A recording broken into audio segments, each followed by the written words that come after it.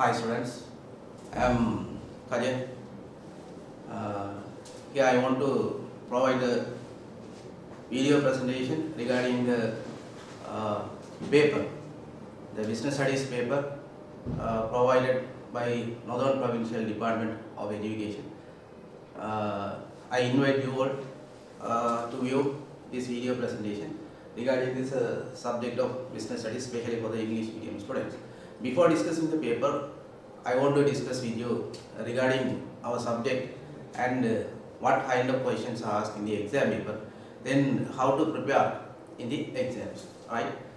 I think it is very good period to prepare yourself for the exams because this is Corona period. During this period, you can prepare these subjects at home on your own effort, right? For a business studies subject, if you want to take good results, especially you have to take 3 questions in grade 13 sections. Actually, you know the paper structure, right? You know the paper structure. Totally, you have to answer 5 questions, right? 8 questions will be in the question paper. 4 questions will be related to grade 12 sections, and another 4 questions will be related to grade 13 section. You have to select at least 2 questions. You have to select at least 2 questions from each part. Finally, totally you have to answer for 5 questions, right? Therefore, if you want to get good results, you have to select 3 questions. You have to select 3 questions from grade 13 sections.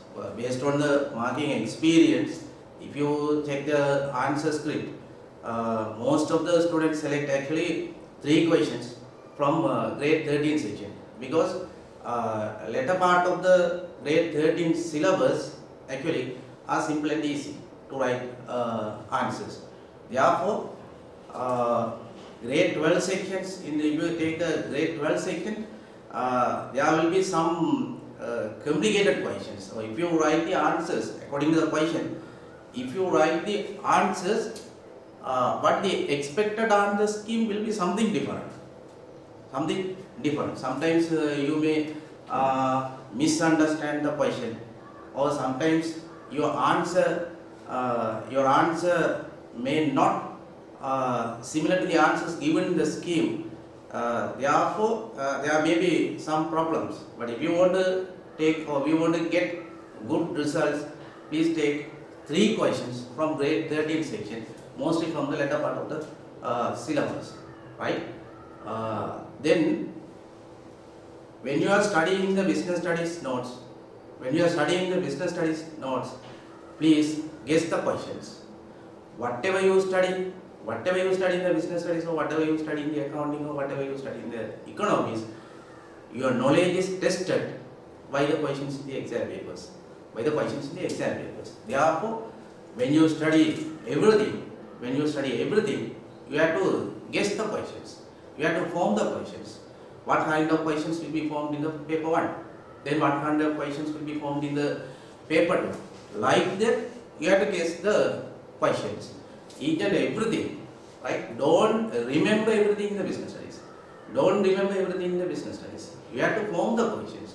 In the first part, actually there are MCQ questions are there, then gap filling questions are there, short answer questions are there. Then in the second part, structure questions are there. Some statements are given, right? You have to say true or false like that. Some statements are given.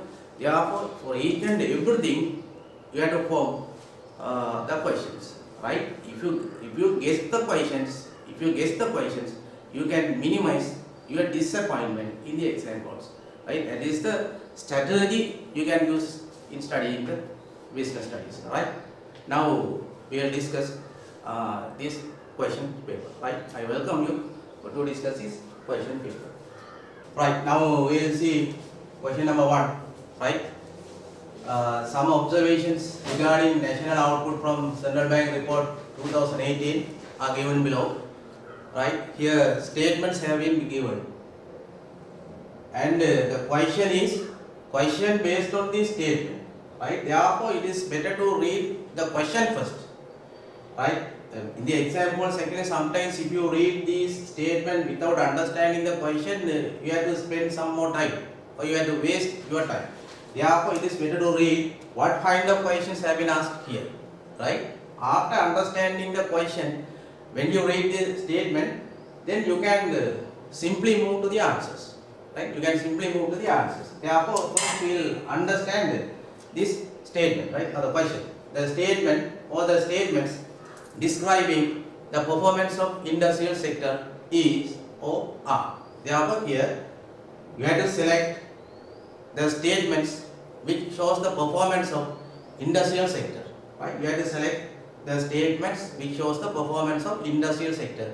You know the types of national product of Sri Lanka. National product of Sri Lanka. National product of Sri Lanka actually includes three types: agricultural sector, industrial sector, services sector, right? Agricultural sector, industrial sector, then services sector. The question actually related to industrial sector, right? Therefore, we have to understand the contents of industrial sector. The contents of industrial sector. Now we will read the statement A. An insurance scheme based on paddy cultivation has been introduced in H zone of Mahavali in Vavuniya and Anuradhapura districts, right? Therefore, if we take this statement, it is related to insurance, then it is related to paddy cultivation. Insurance actually is the service, therefore it will be related to service sector. Otherwise, if you consider this paddy cultivation, if you take paddy cultivation, this statement is related to agriculture sector. Therefore, this statement A hasn't shown the performance of industrial sector. Therefore, we can't select statement A. We can't select statement A. Then if you take the statement B, 7 veterinary hospitals were established all over the country and 2 new veterinary medical officers were established in Nuwara and Bodole district, right? If you check this statement, hospital matters has been given, health services, and it is related to veterinary affairs. It is related to veterinary affairs. Therefore, you can relate this statement agriculture sector. Veterinary affairs is there. Therefore, you can take you can relate this statement agriculture sector or services sector, right? Therefore, the question is related to industrial sector. Question is related to industrial sector. Therefore, this statement also cannot be selected. Statement B also cannot be selected, right? If you check the statement C, garments industry records a 3.9% growth in 2018 in comparing with 4.7% growth in 2017. Garments industry actually is a manufacturing industry. Manufacturing sector included under industrial sector. Therefore, statement C can be selected. Statement C can be selected. Then, if you take statement D, coal and refined petroleum, which production decreased continuously in last 3 years since 2015, recorded an increase in 2018. The statement related to coal and refined petroleum, it is also related to manufacturing sector, or coal and refined petroleum directly included under industrial sector. Therefore, statement D can be selected. Statement D shows the performance of industrial sector. Then if you take statement E, railway transport recorded a high increase while goods transport activities recorded a decrease in 2018. If you check this statement, it is related to railway transport. Transportation is related to services sector. It is not related to industrial sector. Therefore, according to the statement, C and D can be selected. Therefore, second answer is correct. Second answer is correct. Therefore, dear students, like this, you can do any work in the question paper. You can do any work in the question paper. Actually, the markers will consider what kind of numbers you have marked here. What kind of numbers you have marked here. Right? They will check what kind of numbers. Right? What answer option has been given by you. Then you will put correction or wrong according to this number. You don't need to worry about this workings in the question paper. For your benefit or for your clarification, you can do these workers. Right? Now we will move to the question number 2. Which of the following is equal to commerce? Which of the following is equal to commerce? Okay, when you start your A-level commerce stream, you will understand these 3 terms. You will understand these 3 terms: trade, commerce, and business. Trade, commerce, and business. Actually, trade means buying and selling. You know that now? From the fundamental level or from your small grade 10 level, you will study. Trade means buying and selling. Trade means buying and selling. Commerce means trade plus supportive services. Trade plus supportive services or auxiliary services, right? Then business means, business actually is a wider concept than this trade and commerce. Business means any activity carried out to fulfill human needs and wants, or any economic activity carried out to fulfill human needs and wants with profit objective or without profit objective. With or without profit objective. Therefore, now we have come to the question: which of the following is equal to commerce? Therefore, this term commerce include trade plus supportive services. Trade plus supportive services, right? If you take primary production, you know the definition of primary production. Primary production means just taking, extracting what human needs from the nature without any modification. Primary production. Therefore, it never means commerce. Therefore, this one cannot be selected. Secondary production actually means secondary production, or in secondary production, output of primary production is converted into goods and services that can be used for the consumption. Secondary production says, or secondary production means output of primary production is converted into goods and services that can be used for the consumption, right? Therefore, here this means manufacturing, right? Therefore, this also cannot be selected, right? Tertiary production. If you take the tertiary production means all other manufacturing works, all the other productions which cannot be included under primary production or secondary production, This means actually all services are included under tertiary production. And if you take the contents of tertiary production, whole and retail rate are included. Whole and retail rate are included. Whole rate and retail rate. Whole rate and retail rate are included.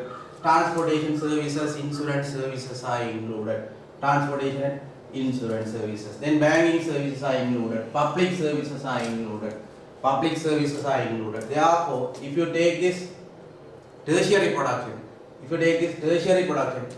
trade is included. Then other supportive services are also included. Therefore, trade and supportive services are called commerce.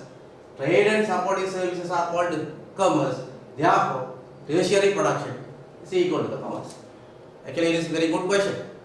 Tertiary production means commerce. Therefore, you don't need to think about this 4 and 5. You can simply understand this trade and supporting services only are called commerce. Therefore, third answer is correct. Right? Now we will move to the next question. Question number 3.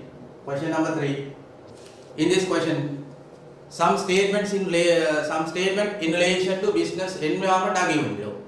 Some statements in relation to business environment, right? I have already told you, if you are given statements or you are given any options, you have to first understand the question. What question is there? Read the question. Select the correct answer in relation to the above statement. Select the correct answer in relation to the above statement. Therefore, here you have to select the correct answers.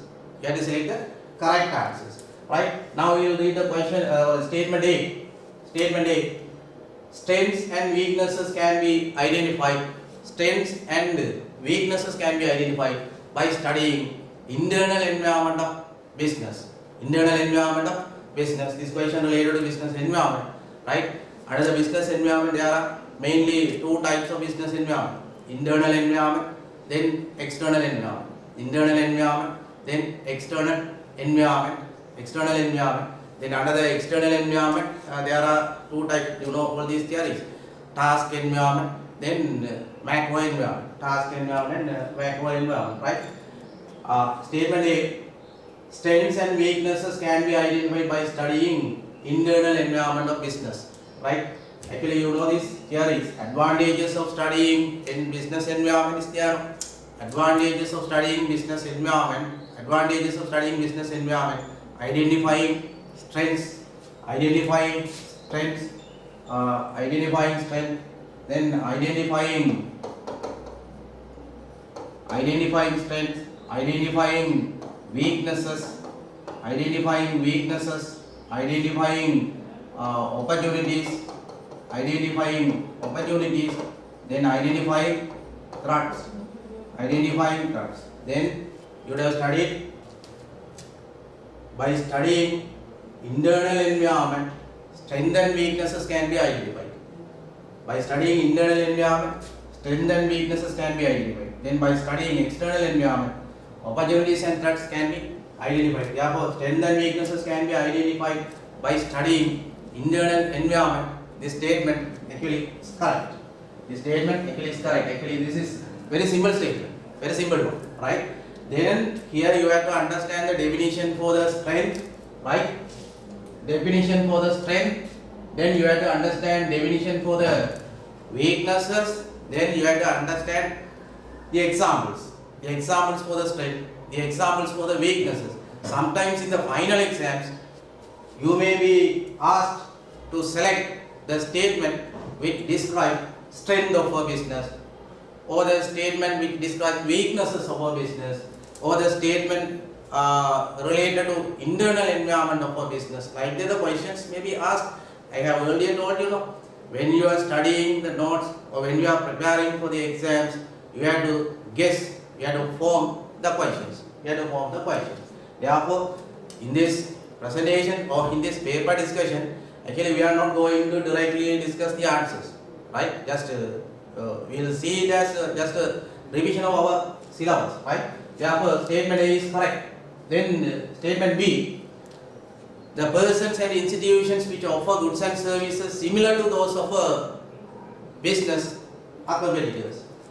The persons and institutions which offer or which produce, you can take anything, which offer goods and services similar to those of a business are competitors. This statement actually is also correct. Persons and institutions which offer similar to those of a business competitors. To those of a business are competitors. That is correct. But if you are given like this, the persons and institutions which offer goods and services which are alternative to those of business, which are alternative of a business, or otherwise the persons and institutions which offer alternative goods and services to those of a business, actually they are substitute or producers of substitute products. Producers of substitute products, right? Actually, producers of substitute products are different from competitors. Competitors means the persons and institutions who offer similar goods and services, or goods and services similar to those of a business, right? But Producers of substitute products. Producers of substitute products are the persons and institutions who produce or who offer alternative products, alternative goods and services, or alternative goods and services to those of a business, right?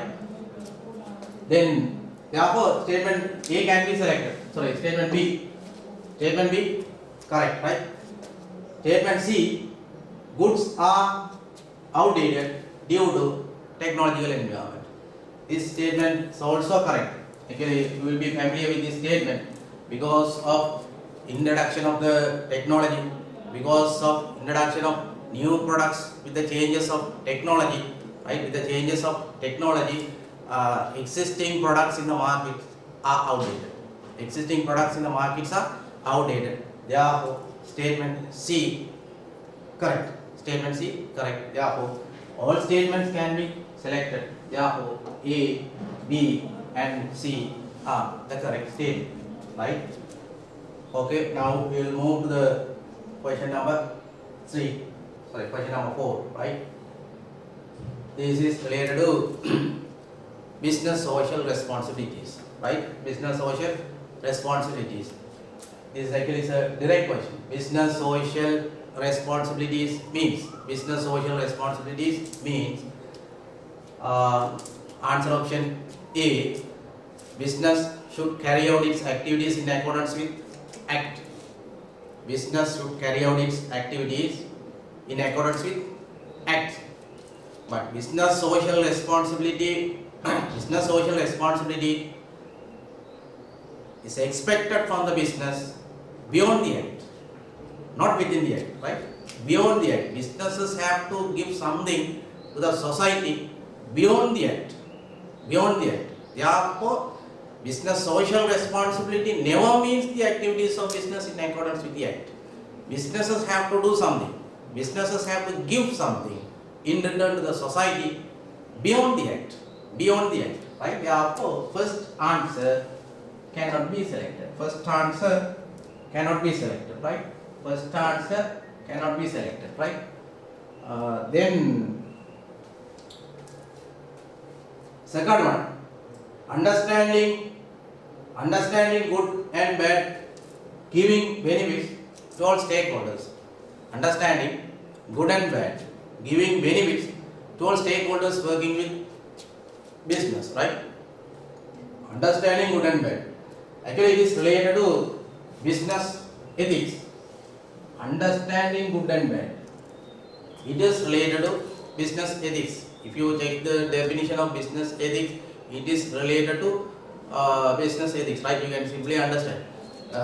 Business responsibility and business ethics, just something different, right? Second, statement 2 is related to business ethics, therefore it never means business social responsibility. Then statement 3, acting in a fair way. Acting in a fair way for all stakeholders related to business. Acting in a fair way for all stakeholders related to business. Acting fair way, it considers all stakeholders in a fair way related to business.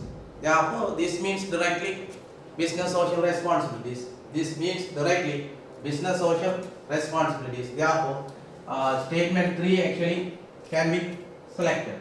Then actually we have come to the answers, but for the discussion, for your knowledge, we can see the statement 4 also. The business does not need to consider the objectives of shareholders in decision making. Actually, this statement utterly wrong. The business does not need to consider. The business does not need to consider. Actually, this is wrong. We don't need to understand this question, right? Then see the question, statement 5. Business should consider the needs and wants of customers of business in its decision making. Business should consider. Business should consider. Actually, that is correct. Business should consider the needs and wants of customers of the business. Customers of the business. Actually, here only one stakeholder has been mentioned. Only one stakeholder. Therefore, it never means social responsibility. Actually, social responsibility of business should be related to all the stakeholders of the business. All the stakeholders of the business. All the stakeholders of the business. All the stakeholders should be satisfied. Or business has to give something in a fair way to fulfill the needs and wants of all the stakeholders like that. Therefore, statement 3 can be selected. Statement 3 means business social responsibilities, right? Question number 5. This question number 5 actually means which of the following cannot be considered? Which of the following cannot be considered as current expenditure of government? Current expenditure of government. Current expenditure of government. Actually, in this subject content, government expenditure can be categorized into two: capital expenditure and current expenditure. Simple one: capital expenditure and current expenditure.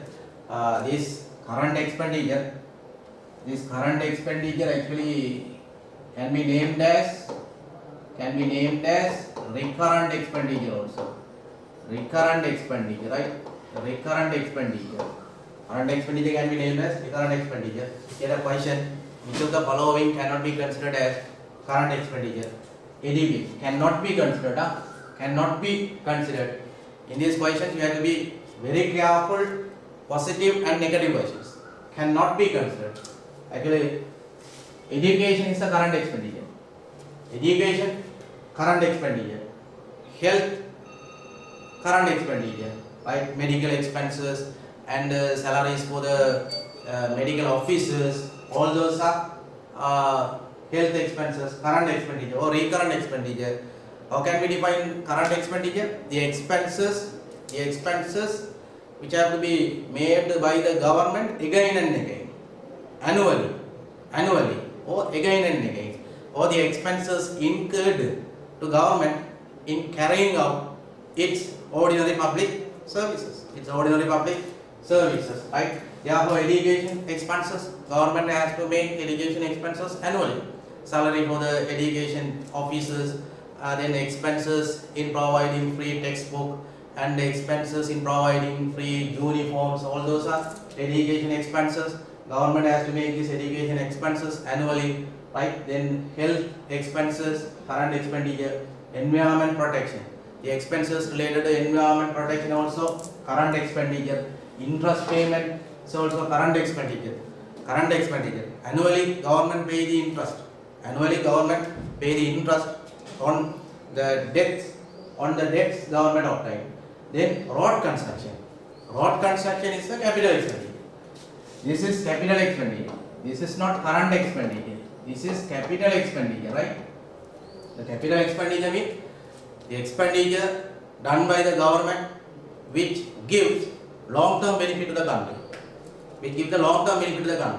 Or which is related to creation of social capital, right? Road construction. But if we are given road repair, that is recurrent expenditure or current expenditure. Road repair, right? But the road construction, capital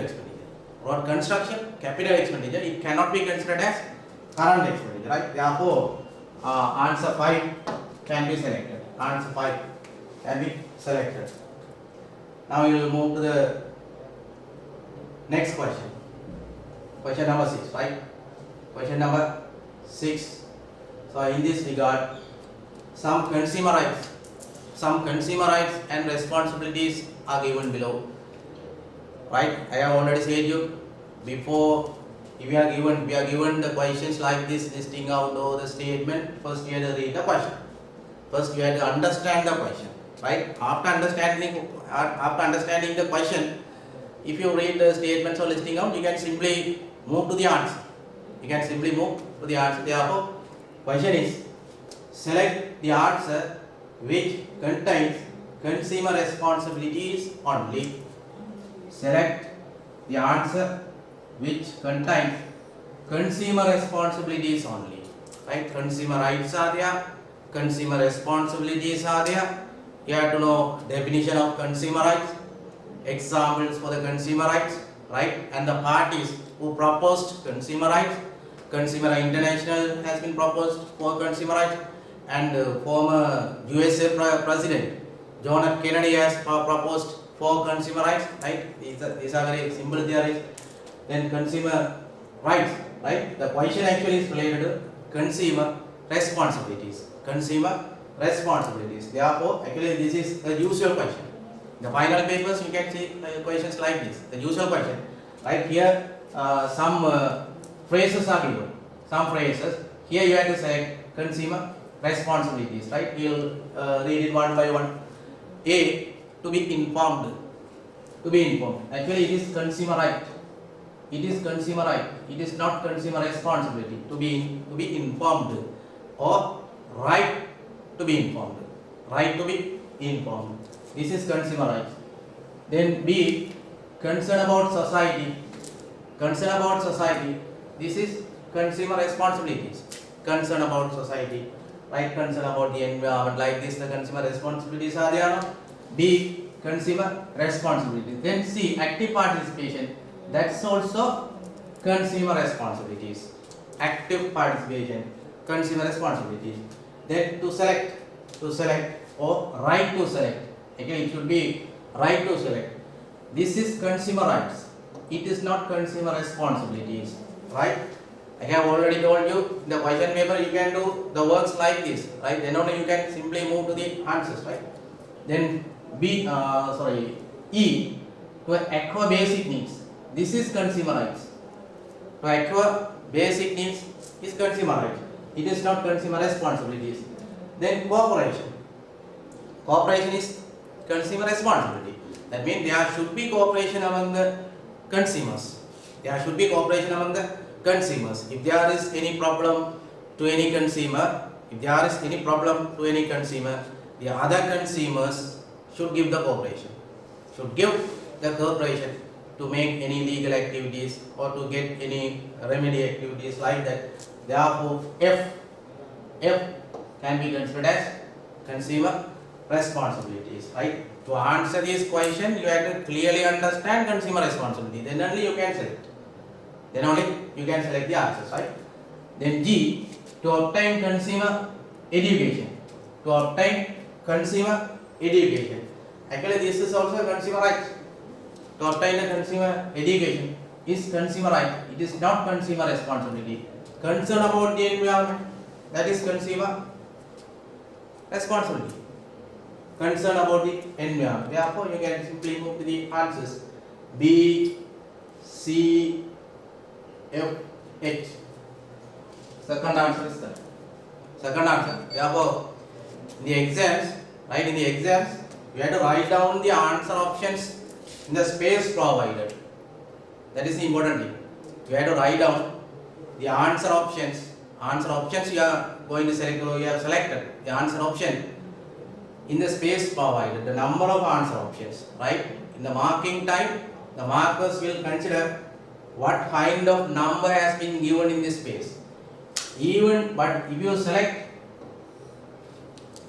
first answer option here, if you select first answer option here, but if you write answer option 2, the number 2 here, it will be considered. Only the number written by the examinee, in the space provided only is considered. You can write, you can give any underlines under any answers, but this number only is selected. This number only is considered in the marking time. Right? Therefore, for the question number 6, answer 2. Answer 2 is right. Right? Answer 2 is right. Now we will move next question. Question number 7. Right? Question number 7. Aditya and Nirutya, who are the owners of the green production business, which processes banana leaves and produces food parcel boxes, were awarded as best entrepreneurs, right, for the year 2019. Select the correct statement in relation to green production. Right? Here the statement has been given. Aditya and Nirutya, they are the owners of the green production. They produces they produce banana leaves, right?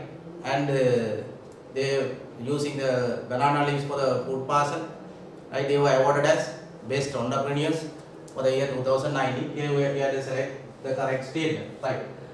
Here first we will see the first statement. Grain production business has legal personality.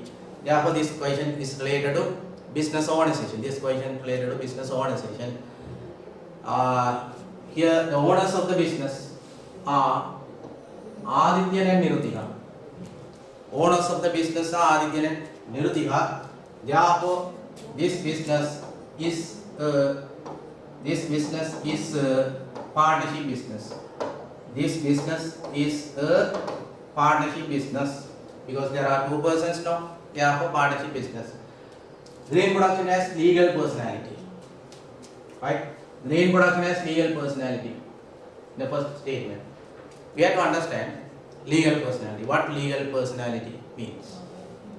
What is legal personality? Actually, legal personality means, right? Legal personality means recognizing a business as a person. Recognizing a business as a person in front of laws. Recognizing a business as a person in front of laws. That is called legal personality. Recognizing a business, right? That means accepting. Recognizing a business as a person in front of laws. In front of laws or in the eyes of laws, right? That is called legal personality. That is called legal personality. Legal business is different from legal personality. Legal business is different. The word legal is different from legal personality. Legal business is different from legal personality. Legal business means carrying out the activities legally, according to the act. Right? Carrying out the activities according to the act. According to acts laid out by the government. That is legal business. But legal personality means recognizing a business as a person. Recognizing a business as a person in front of laws. That is called the legal personality. Here, the one complicated thing is there. Right? Sometimes you may have the confusion on this. Registration of the business different from legal personality. Registration of business is different from legal personality, right? Without registering, the business can operate legally. You know that, no?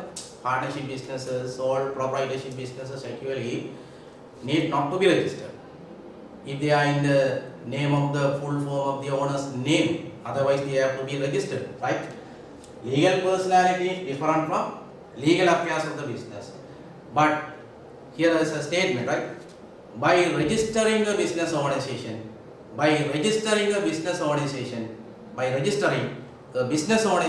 can obtain legal personality. Is it correct or wrong?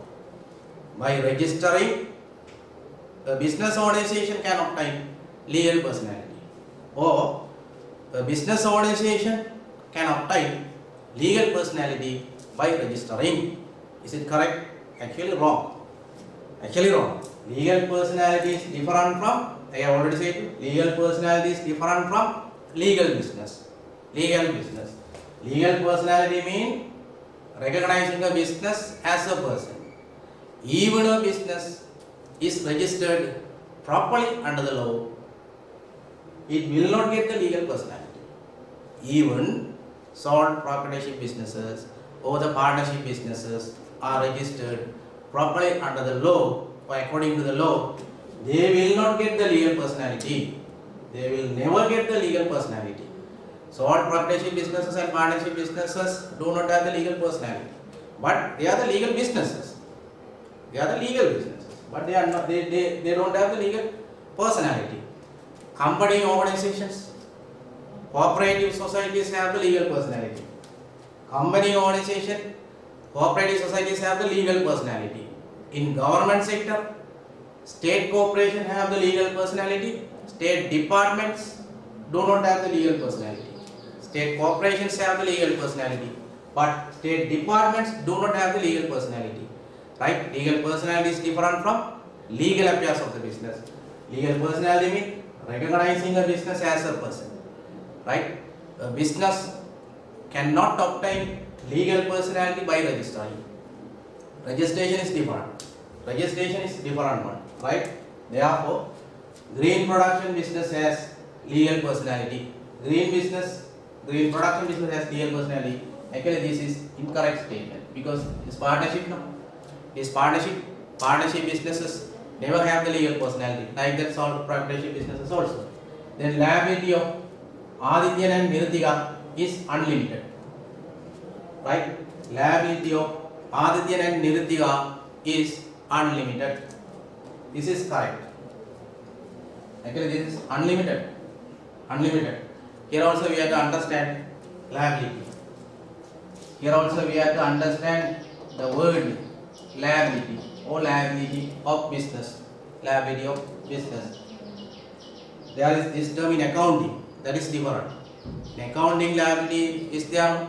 In accounting, liability is there. That is something different from this here liability, business liability. Right? In accounting, normally we say the liability, present obligation of the business, which can flow future economic benefit as a result of past transaction. The definition is there. You know the liability in accounting, right? But in business here, as a liability of business,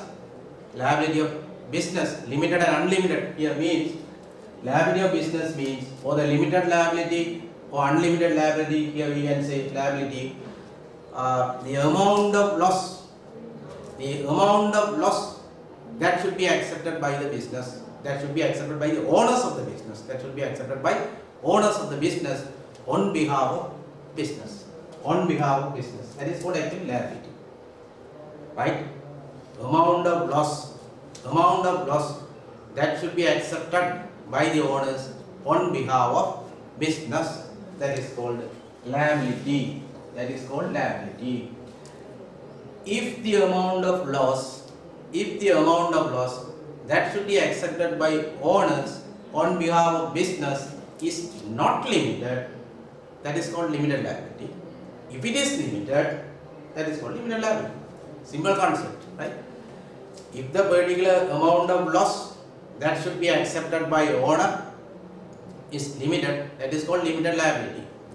Here the one thing is there, owners of the business should accept the liability of the business. Owners of the business should accept the liability of the business, right? All owners of the business, all the business should accept the liability of the business. But if the loss amount, if the loss amount is limited, that is called limited liability. If the loss amount is not limited, that is called unlimited liability. Right? Simple thing, right? Therefore, we can't understand. There is no any business or there is no any owners who cannot accept the loss of business. Actually, every owners of the business should accept the loss of the business or the liability of the business. If it is limited, it is called limited liability. If it is not limited, it is called unlimited liability, right? In private sector businesses, partnership businesses and sole proprietorship businesses have unlimited liability. They have unlimited liability. Company type of business organization, cooperative type of business organization, they have the limited liability. Therefore, this is partnership business. Unlimited liability is correct, right? Then green production can issue the shares to the public to collect. Now we have come to the answer. Second answer is correct, but we will check for the understanding. We will check other options also. Green production can issue the shares to the public to collect the capital. Actually, it is related to company. This statement related to company, particularly public companies. Public companies can issue the shares to the public to collect capital. Then green production business has long-term survival. That is incorrect. Right? You have studied sole proprietorship businesses and partnership businesses. do not have long-term survival. They do not have long-term existence. They do not have long-term existence, right? Therefore, grain production business. This is a partnership business now. This actually does not have long-term survival. Therefore, this is incorrect. Then grain production business is an independent business. Is an independent business. Actually, this statement is related to company, right? Company, or you can relate to the what is it? Sole proprietorship business also, but independent activity of owner is there. In sole proprietorship business, independent activity of owner is there, right? But company type of business, actually it is in this syllabus, I think. Company type of business and independent business. An independent business because they are the legal personality, right? But therefore, grain production business is an independent business. Actually, it is not related to partnership. Therefore, second answer is correct, right? Now we will move to next question. Right now we will see question number 8. Names of some businesses are given in column X and characteristics of businesses are given in column Y, right? Names of some businesses are given in column X. Here names of some businesses are given in column X, and in Y characteristics are given, right? Earlier I said you, before reading these sections, listing out or some tables, we have to understand the question, right? What kind of questions is there? The question is, select the answer which contains the characteristics of business organizations in order. In order. Here business organizations are there. In Y column, characteristics have been given according to the order of business organization. According to the order of business organization, you have to select the order of characteristics, right? First you will see Central Depository System Private Limited, right? Central Depository System Private Limited. Private Limited. Here we have to find out the characteristics of Private Limited in Y column, right? One vote for each member. For otherwise you will see the business organization type. Fishing Cooperative Society Limited. Cooperative Society. Sri Lanka Rupavahini Corporation. Railway Department. These are the types of business organization. Here you have to find out the characteristic. One vote for one member. One vote for one member, for each member. Actually this characteristic is suitable for the cooperative society. Therefore, Fishing Cooperative Society. This is the cooperative type of business organization. Therefore, characteristic A can be matched for the second one. The simple one now. One vote for each member in cooperative society. But in company, the votes actually are based on number of shares purchased by the shareholders. Number of shares purchased by shareholders in the companies. But in cooperative society, one vote for each member. Therefore, mostly each member purchases one vote. Mostly, right? Then Central Depository System Private Limited. Private Limited. First we will find the characteristic of Private Limited. Established under Special or General Act. B characteristic. Established under Special or General Act. You can simply understand this is the characteristic of corporation. Corporation, state corporations are established under Special Act or General Act. Under Special Act or General Act. This is the characteristic of corporation. Therefore, B should be here, right? Then no legal personality. No legal personality. Earlier I said, legal personality.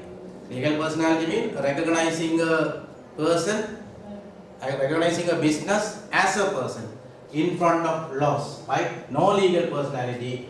Therefore, state departments do not have the legal personality. They do not have the legal personality. Therefore, characteristic C can be matched with railway department, right? D characteristic, minimum number of directors is 1. Minimum number of directors is 1 is the characteristic of private limited companies, private limited companies, right? Minimum number of directors is 1 in private limited companies. But in public limited companies, minimum number of directors 2. Minimum number of directors 2. But in private limited companies and public limited companies, minimum number of shareholders is 1. In private limited companies, minimum number of shareholders 1. In public limited companies also, minimum number of shareholders is 1. Minimum number of directors is 1 in private limited companies. But in public limited companies, minimum number of directors 2. Right? Therefore, DABC. Second answer is correct. DABC. First answer is correct. First answer. DABC. First answer is correct. Right? Now we will move to the next question. 10. Question number 10 is, right, involvement of women in entrepreneurship is required at present because involvement of women in entrepreneurship is required at present because the reason, we have to select the reason. Loan can be obtained easily. Loan actually can be obtained easily. Not only for the women entrepreneurship, the other type of entrepreneurship also can be obtained. Right? Therefore, it is not a reason. Successful entrepreneur award can be obtained easily. Actually, it can be obtained by other entrepreneurship also. Right? Government provides non-financial motivations. Government provides financial, non-financial motivation not only to the women entrepreneurship, the other type of entrepreneurship businesses also government provides the non-financial motivation, right? Therefore, it is not the answer. They provide contribution for the business development.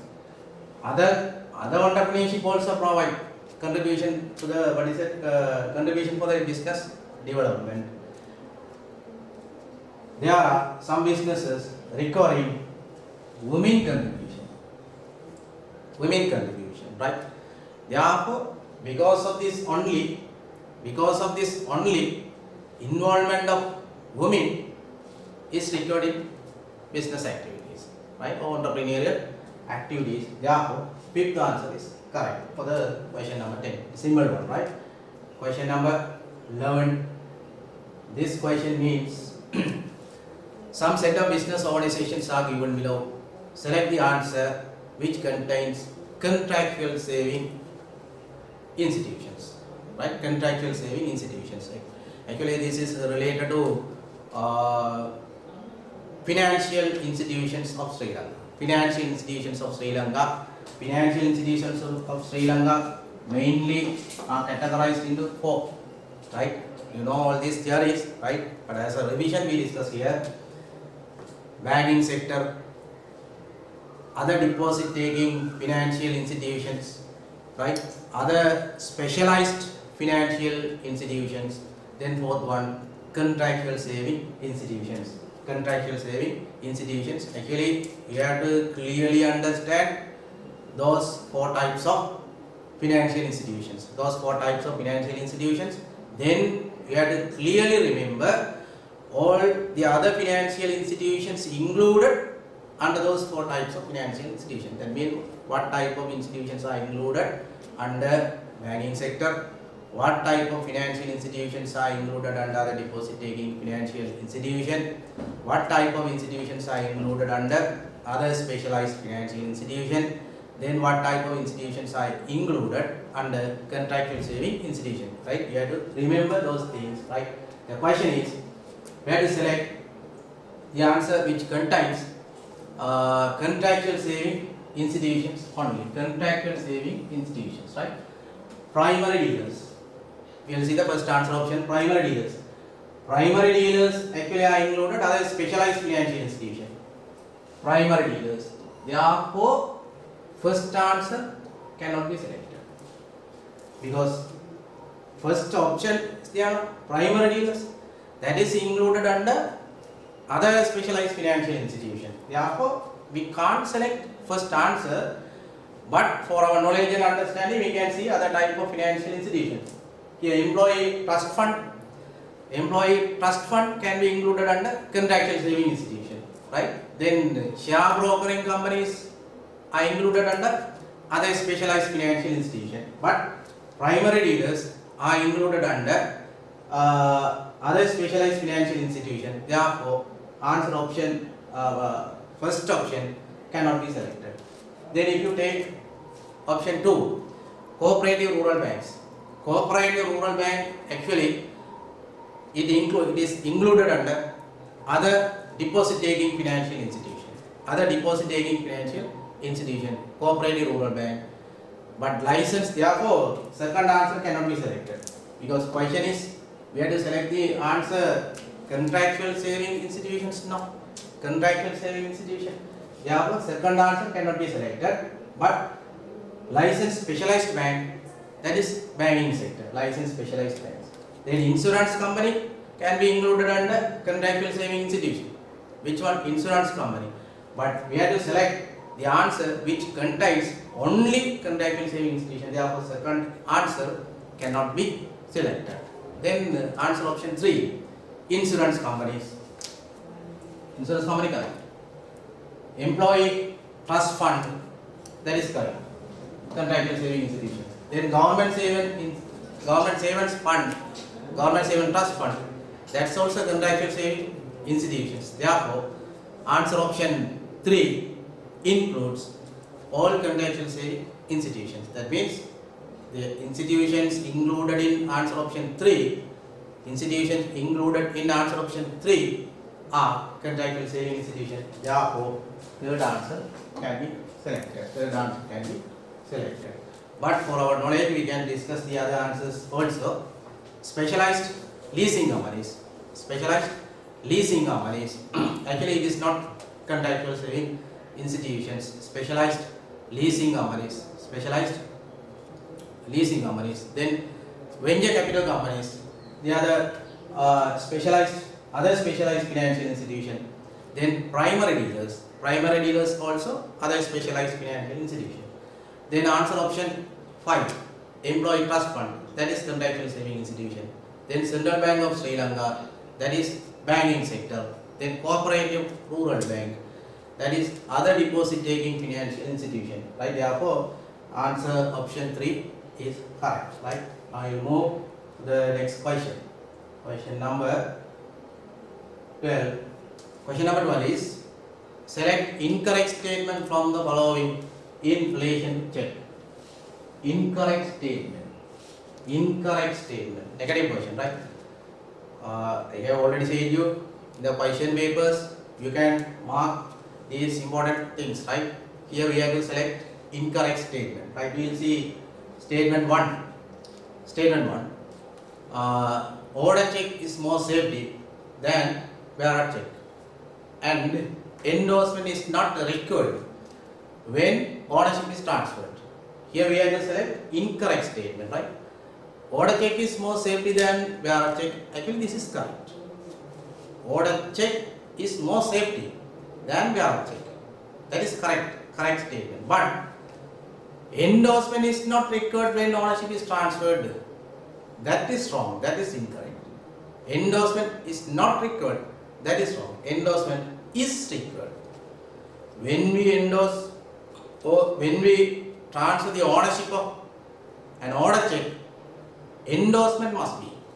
We have to endorse the check. After endorsing the check, an order check can be transferred, or ownership of order check can be transferred, or title of order check can be transferred. Right?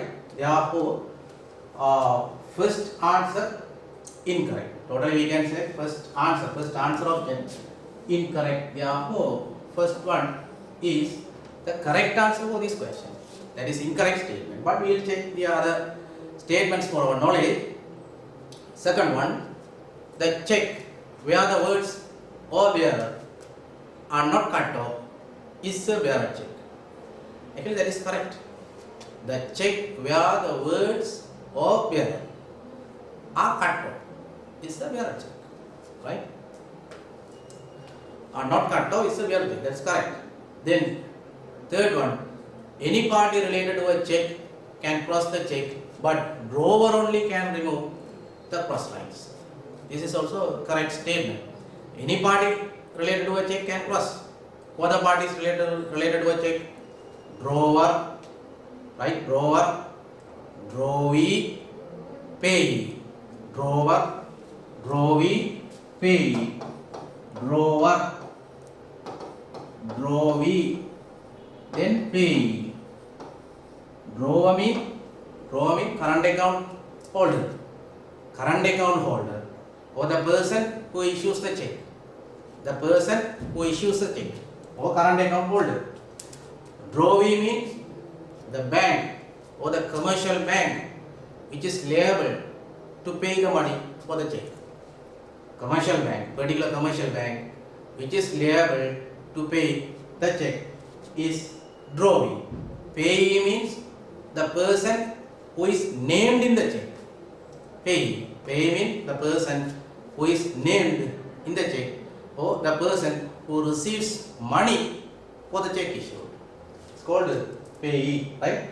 This any party, drawer, drawee, or payee, any party can cross the check, but drawer only can remove the check. Drawer only can remove the check. How can a drawer remove the cross lines? How can a drawer can remove the cross lines, right?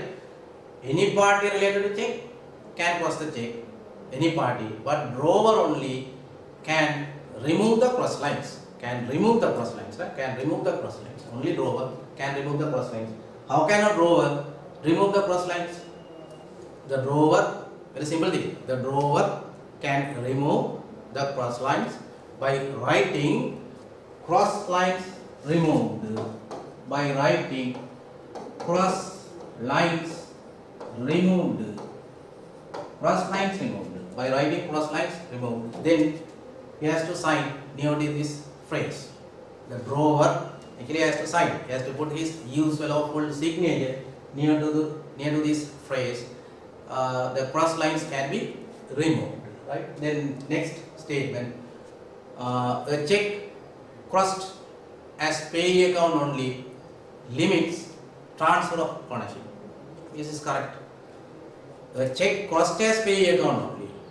What is the meaning of payee account only? Payee account only. If we cross any check like this payee account only, this means particular check should be deposited only in the account of payee. Only in the account of payee. This means only in the account of the person who is named in the check. Only in the account. The particular check cannot be deposited in the account of any other person. Cannot be deposited. Therefore, this is a safety crossing check. Right? If we cross any check like this, the particular check can be deposited only in the account of the person who is named in the check. Right? We can't deposit this check in the account of any other person. Right? Therefore, this statement is correct. Therefore, this kind of crossing limits ownership transfer. Transfer of ownership. Right?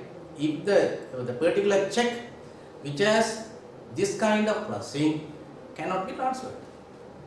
Cannot be transferred to the other person. Cannot be endorsed to the other person, because this check should be deposited only in the account of payee. Right? Then we will see next statement. Legal transfer of ownership of check is ensured by endorsement. Correct. Endorsement actually, if you see the endorsement actually means writing the name of payee in the reverse side of the check as written in front page. Simple thing. Endorsement means writing the name of payee, in the reverse side of the check as written in front page. That is endorsement. But objective of endorsement only is transferring the ownership of check. Transferring the ownership of the check. Right? You can't define You can't define endorsement of check means transfer of ownership of check. That is incorrect. Right? You have to clearly understand these things, because some students actually make mistakes in these things. Endorsement actually means transferring the ownership of check is not endorsement. Transferring the ownership of check is the objective of endorsement. Actually, it is in the final exam papers also. This question is there. Objective of endorsement is transferring ownership of the check or transferring title of the check. Endorsement means, if you are asked to define endorsement, actually the definition should be, what is that? Endorsement means writing the name of payee, writing, not signing, writing the name of payee in the reverse side of the check as written in front page. That is the endorsement. Right? Therefore, legal transfer of ownership of check is ensured by endorsement. That is correct statement. Now we will move the question number 13. Deroshan conducts a hardware business selling things required for building construction. Some risk faced by his business are given below. Right? Here the risk faced by his business has been given. Right? Earlier I said you, before reading this listing out, we have to understand the question. Right? The question, number of insurable risk. Here we will understand insurable risk. There are insurable risk there. Then non-insurable risk are also there. Insurable risk, then non-insurable risk. How can we identify the insurable risk? We can simply identify. There are some criteria. Right? There are some criteria to identify insurable risk. There are some criteria to identify insurable risk. Predictability, unconnectedness, right? Unconnectedness, causality, then measurability. These are some criteria which must be used to identify insurable risk. Right? Therefore, if a particular risk has these criteria, that is insurable risk. Sometimes if you are asked in the exam papers, define insurable risk. Right? Define insurable risk. Therefore, you have to write down the risk which fulfill these criteria. The following criteria can be identified as insurable risk. Then you have to write down those criteria. Right? Earlier I said predictability, measurability, unconnectedness, causality. Those criteria must be written. The risk which fulfill the following criteria. These criteria are identified as insurable risk. Then, if you are asked non-insurable risk, to define non-insurable risk, for that also you have to write down the answers like this. How the risk which are not related to the following criteria, can be identified as non-insurable risk. Do you understand? The risk which are not related to the following criteria can be identified as non-insurable risk. Like that, those criteria must be written. Here we will identify the number of insurable risk. Right? A, fire risk of building. Fire risk of building can be insured. Therefore, it is an insurable risk. Business loss in past years, it cannot be insured. Right? Therefore, it is a non-insurable risk. Then corrosion risk of iron. Corrosion risk of iron cannot be insured. Then risk in relation to not recovering the receivable from debtors, that is insurable risk. It can be insured, right? Risk in relation to not recovering receivable from the debtors, it is an insurable risk, right? Here actually you have to understand the thing. here we can't ensure the life of the particular debtors. We can't ensure the life of particular debtors. Actually, we ensure the amount receivable from the debtors. We can ensure the amount receivable from the debtors. Receivable from the debtors, right? If sometimes the particular debtor is dead, we can receive the amount receivable from the particular debtor from the insurance company. Therefore, in this case, the life of debtor cannot be insured. The amount receivable only can be insured, right? Or the life of the debtor can be insured up to the amount receivable. Then theft loss in business, it can be insured. Theft loss can be insured. That is an insurable risk.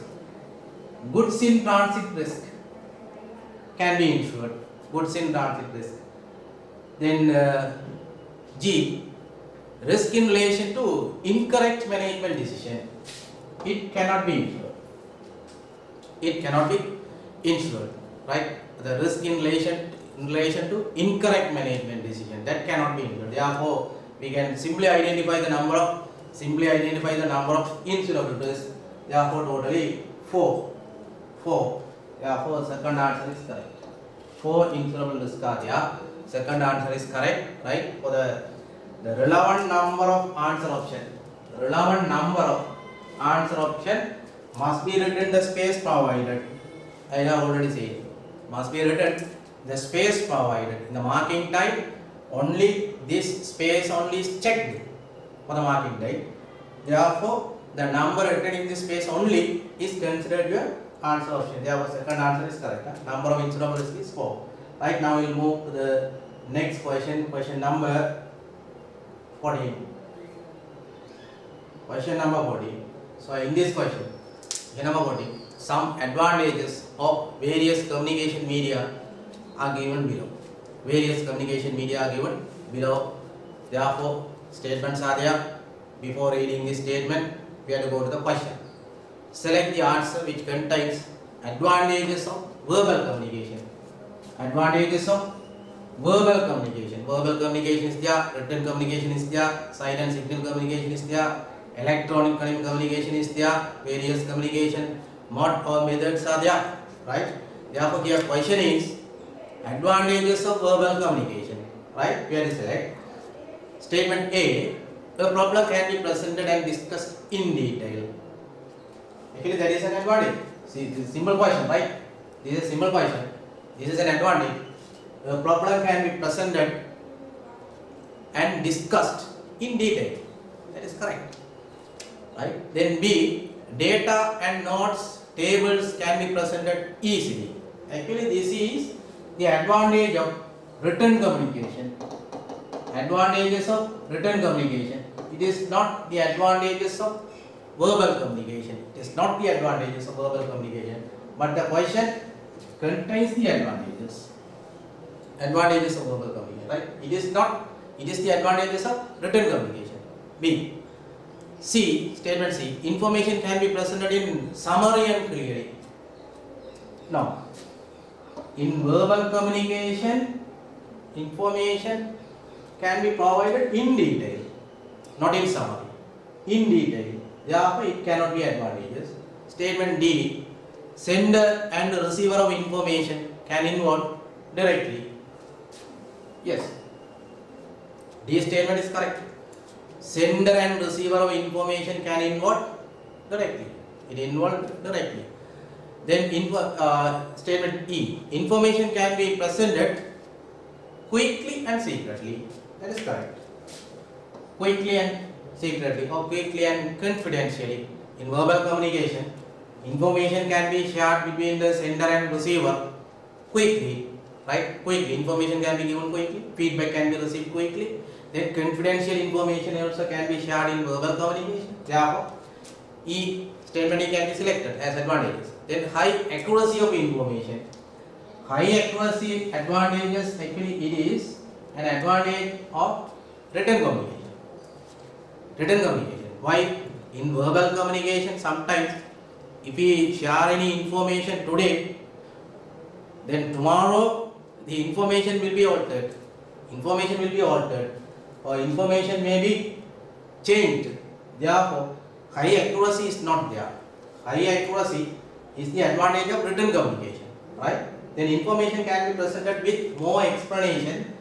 Actually, this is correct, but it is included in statement A. It is included in statement A. Therefore, A, D, E. A, D, E. Both answer is correct. Now we will move to the next question. Question number 15. Right? In this question, the process of maintaining the goods in safety or in a long-term period from purchasing or from production up to marketing those goods or up to distribution is called as.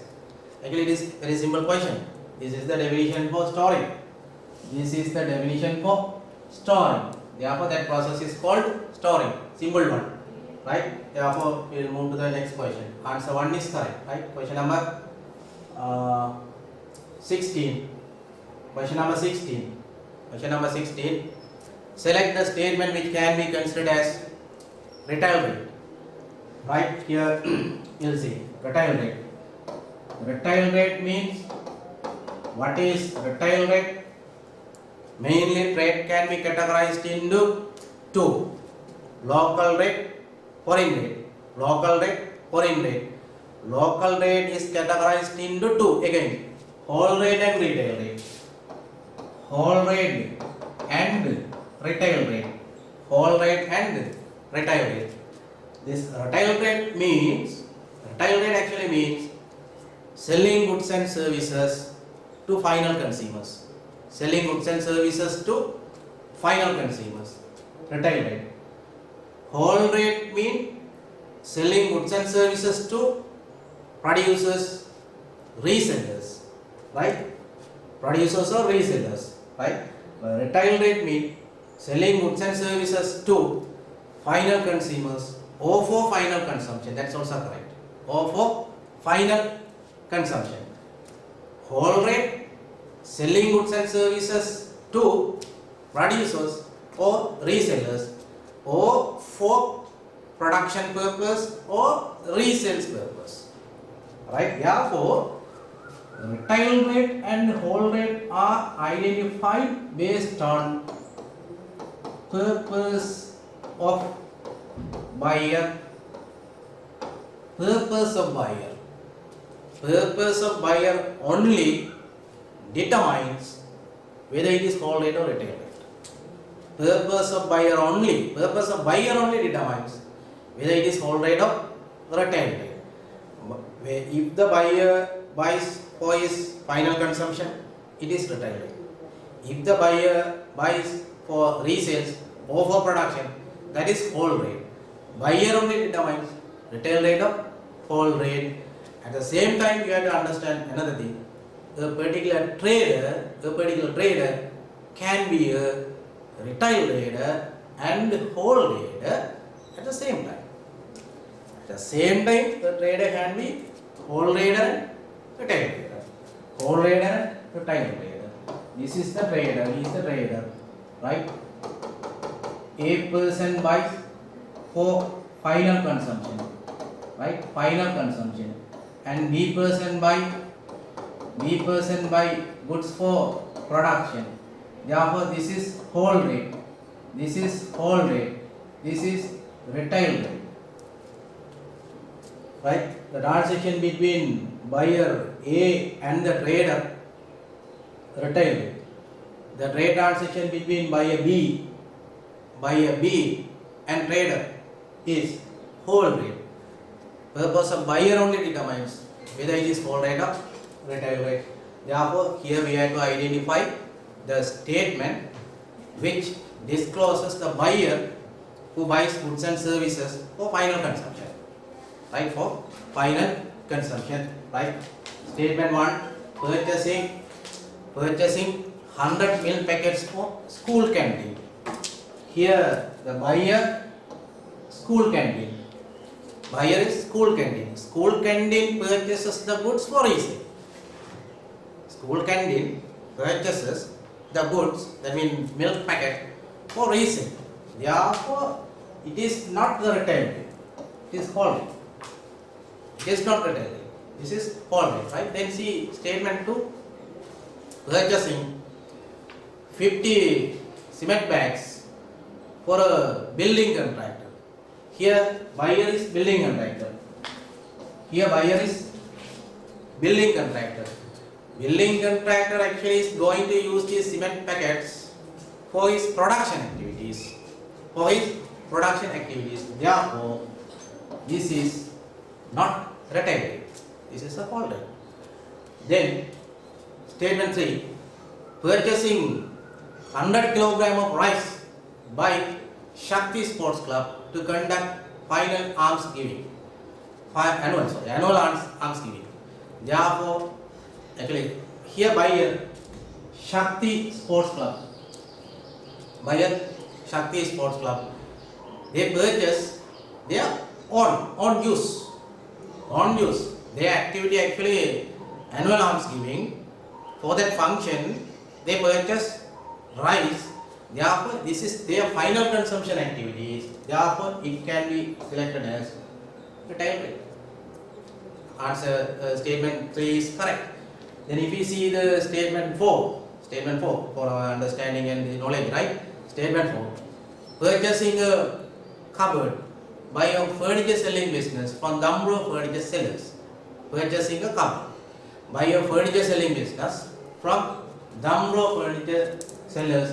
Here buyer, who is buyer? Furniture selling business. Furniture selling business is buyer. Therefore, he has purchased this cupboard for the resale purpose. Therefore, it is not retail rate. It is not retail rate. Then statement 5. Purchasing Kolakanda suitable for the diabetic patients by a hospital canteen from Nimalan who prepare Kolakanda. Here, who is the buyer? Hospital canteen. Buyer is the hospital canteen. Hospital canteen has purchased this Kolakanda, then it is going to resell to its patients. It is going to resell to the patient. Therefore, the purchaser has purchased this product here for the resale purpose. Therefore, it cannot be considered as retail rate. Right? Only statement 3 is correct. Answer option 3 is correct. Question number 17. Question number 17 means, right, Sri Lanka imports can be categorized as consumer goods, intermediate goods and investment goods. Select investment goods from the following. Here the question is, select the investment goods from the following. Here the types of imports have been given correctly. We have to select the answer which correctly include what is it? Investment goods. Right? We will see the statement 1. Food and beverages. Food and beverages actually is included under consumer goods. Therefore, we don't need to check the other answers in answer option 1. We don't need to check, but for our knowledge we can see non-food consumer goods. Non-food consumer goods also consumer goods. Then fuel. Fuel actually is identified as intermediate goods. Fuel is identified as intermediate goods. Therefore, first answer option cannot be selected because we have to select the answer which include only investment goods. Right? See the answer option 2. Machine and equipment, that is investment goods. Transport equipment, investment goods.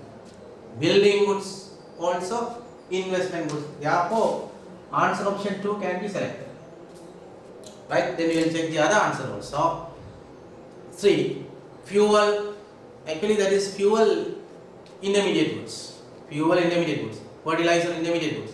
Chemical products intermediate goods. All those are intermediate goods in answer option 3. And go to the answer option 4. Wheat and corn. Machine and equipment, or you can say machinery and equipment. Then building goods, wheat and corn, consumption goods.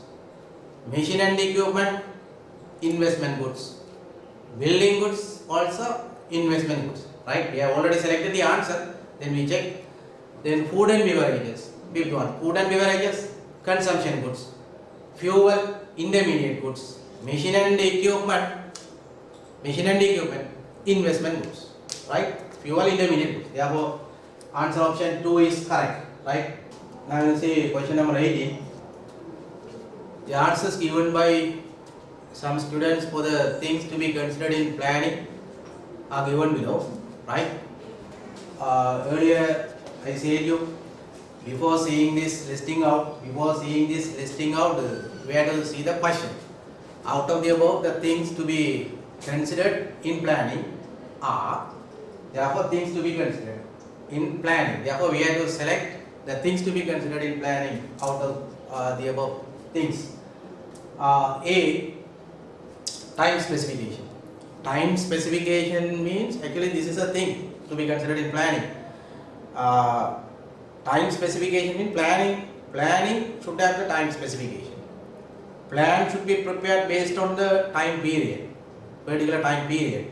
Therefore, time specification should be considered in planning. Therefore, it should be selected. Then, if you see the statement B, flexibility in accordance with the time change. Actually, this is also should be selected, right? If we prepare plan, sometimes if there is any unexpected events, sometimes if there is any unexpected incidents in the environment or in the business, so according to those incidents, according to those events, planning should be changed. Therefore, plan should be flexible. Therefore, flexibility can be selected. Then another characteristic, or another thing, practicability. This is also should be considered. This is also should be considered in preparing planning. Practicability. That means plan should be practicable, or plan should be implementable. Plan should be implementable, right? Or plan should be practicable. When we prepare the plan, it should be considered. We can't prepare the plan that cannot be implemented. Therefore, we have to prepare the plan that can be implemented. Right? Therefore, practicability should be considered. Correct. D. Understandability by all levels of employees.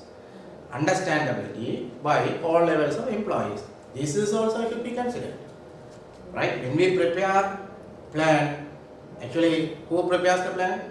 Top level management. Top level management only prepare the plan. Right? But the employees in the business organization implement that plan. Employees only implement the plan. Therefore, employees should understand. Employees should understand the plan correctly. Then only they can implement the plan successfully. Right? Therefore, if we implement the plan successfully, understandability by all employees should be considered. That's correct. Then, being efficient, that also should be considered. Right? Planning should be efficient. Planning should be efficient. Therefore, B also should be considered. Everything. All the above. Right? Fifth answer is correct. Right? Simple question. Next, we will move to the other question. Right? Question number 19. Definitions related to management functions are as follows. Right? There are various management functions. There are many management functions: planning, organizing, leading, and controlling. There are many management functions in other books, right? But in our syllabus, in our advanced level syllabus, we consider 4 managerial functions. 4 managerial functions: planning, organizing, leading, and controlling. Right? Now, the definitions have been given for the management function. Right? First, we will see the question. Select the answer which consists of the management functions stated in the above definitions. Right? Therefore, we have to select the management function according to those definitions, right? In order. A, the process of establishing organizational objectives and determining the course of actions to achieve those objectives. This means actually planning. This means actually planning. This means actually planning. This means actually planning. First, statement A. Statement A means planning. The process of establishing objectives. Establishing the objectives, right? Objectives of business organizations are established only in planning.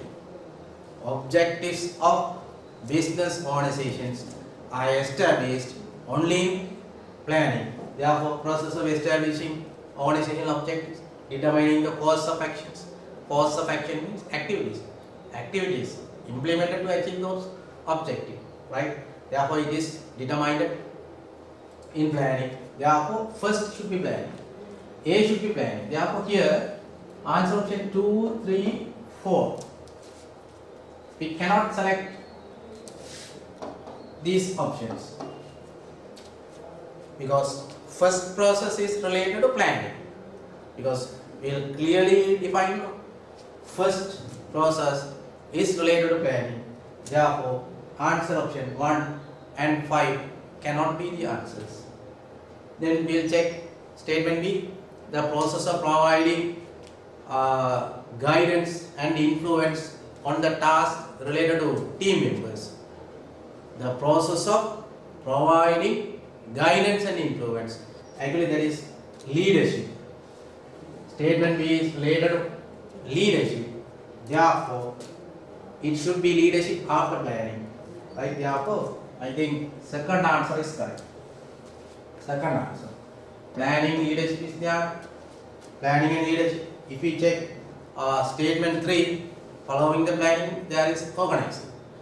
If you take the answer option 4, there is the word communication following the planning. Therefore, these cannot be the answers. 4 and 3. We can directly select second answer option. Anyway, we will check the other definitions also. See the statement C, the process of persuading the employees to work for a high contribution with their satisfaction and willingness. Actually, this means motivation. This means motivation. This means motivation. Persuading the employees to work for a high contribution with their satisfaction and willingness. Making the employees to work with their satisfaction and willingness is motivation. Employees have to give their work with the willingness. With the willingness. Willingness means just like, wholeheartedly like, right? Then satisfaction, and the employees must work with the satisfaction. That is the motivation. Then statement D, process of comparing actual performance of a business with forecasted outcome and taking corrective actions if there is any deviation. Actually, this means controlling. This means controlling. This means controlling. Therefore, answer option 2 is correct, right? Question number 20. Question number 20 actually is very simple question. Question number 20, dividing total overall organizational activities into small tasks that can be performed by each employee easily in organizing steps is denoted by dividing total overall organizational activities. Very simple. This means division of work. Division of work. Dividing work. Dividing organizational activities. Division of work. Right? Simple. Answer option 1 is correct. Right? Then next question. Question number 21. Details of products produced by two entrepreneurs, Rahul and Deepak, as follows. Right? Two employees, two entrepreneurs. Rahul produces actually soft drinks. Then Deepak produces cake production for birthday and wedding functions. We'll see the question. Select the answer which contains an advantage of production method that can be used by Rahul. What is produced by Rahul? Rahul produces soft drinks. Therefore, here the question is, select the answer which contains an advantage of the production method that can be used by Rahul. Therefore, we have to identify the production method. Batch production is suitable. Batch production is suitable for the soft drink. Batch production. Right? Therefore, now we have to identify advantages of batch production. Right? Then, and the disadvantage of the production method that can be used by Deepak. What is produced by Deepak? Cake. Therefore, job production. Job production. Deepak makes job production. Therefore, here we have to identify advantage of batch production and disadvantage of job production from the answer. Very interesting question, right? First answer, production in accordance with needs and wants of customers. Production in accordance with needs and wants of customers. It is actually, first we have to identify what is the advantage of batch production. Actually, this is the advantage of job production. Production in accordance with needs and wants of customers. Needs and wants of a customer, that means single customer, individual customer. In job production, what is job production? Job production means producing goods after receiving the order from the customers. Producing goods after receiving the order from the customers. Therefore, production in accordance with the needs and wants of the customer is the advantage of the job production.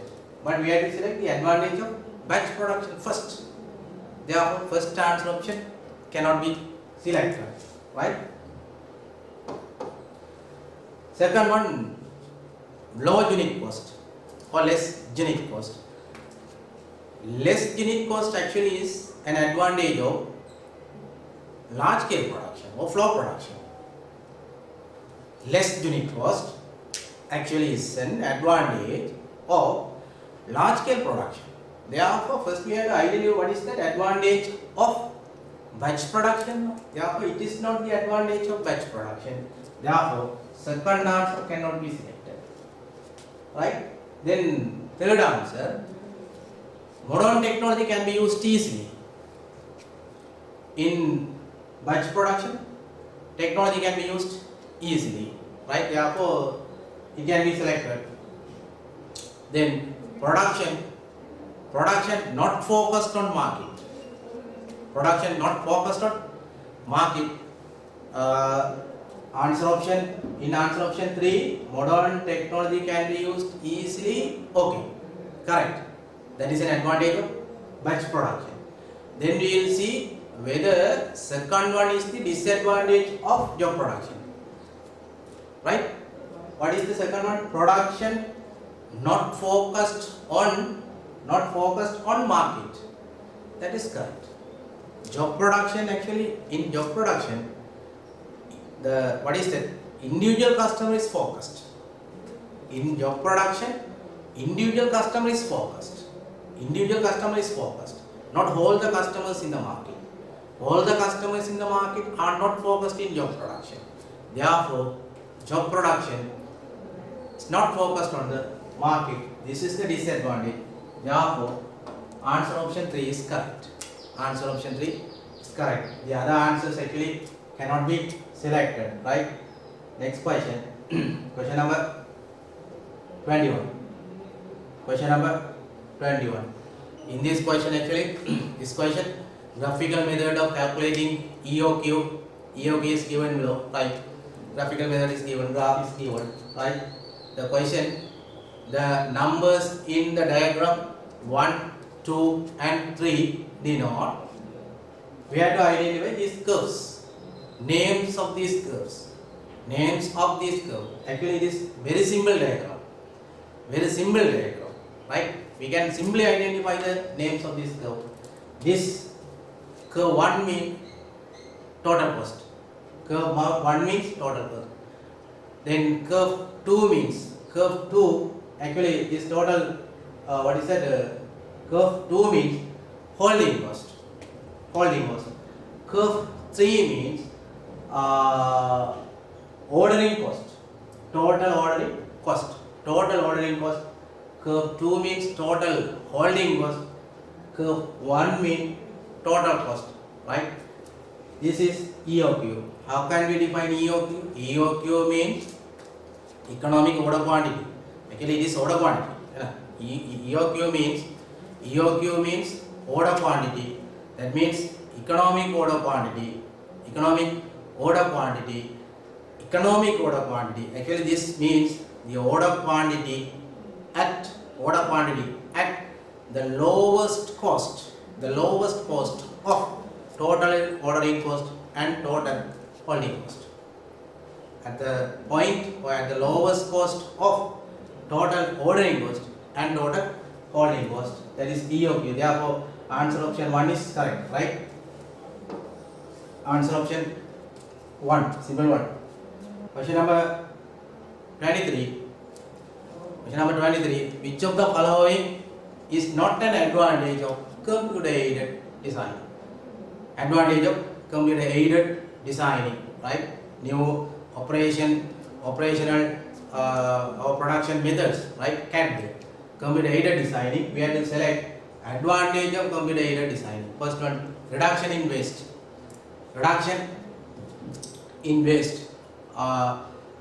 Answer, yes, the question is which of the following is not an advantage? Negative one, not an advantage, right? Reduction in waste actually is an advantage.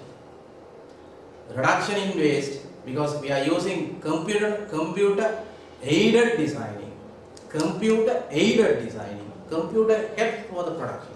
Therefore, reduction in waste, correct, that is an advantage. Zero defects, that can be an advantage. Zero defects, that means defects here minimized. Increase in efficiency, that's also an advantage. Then improvement in employer-employee relationship, it is not an advantage.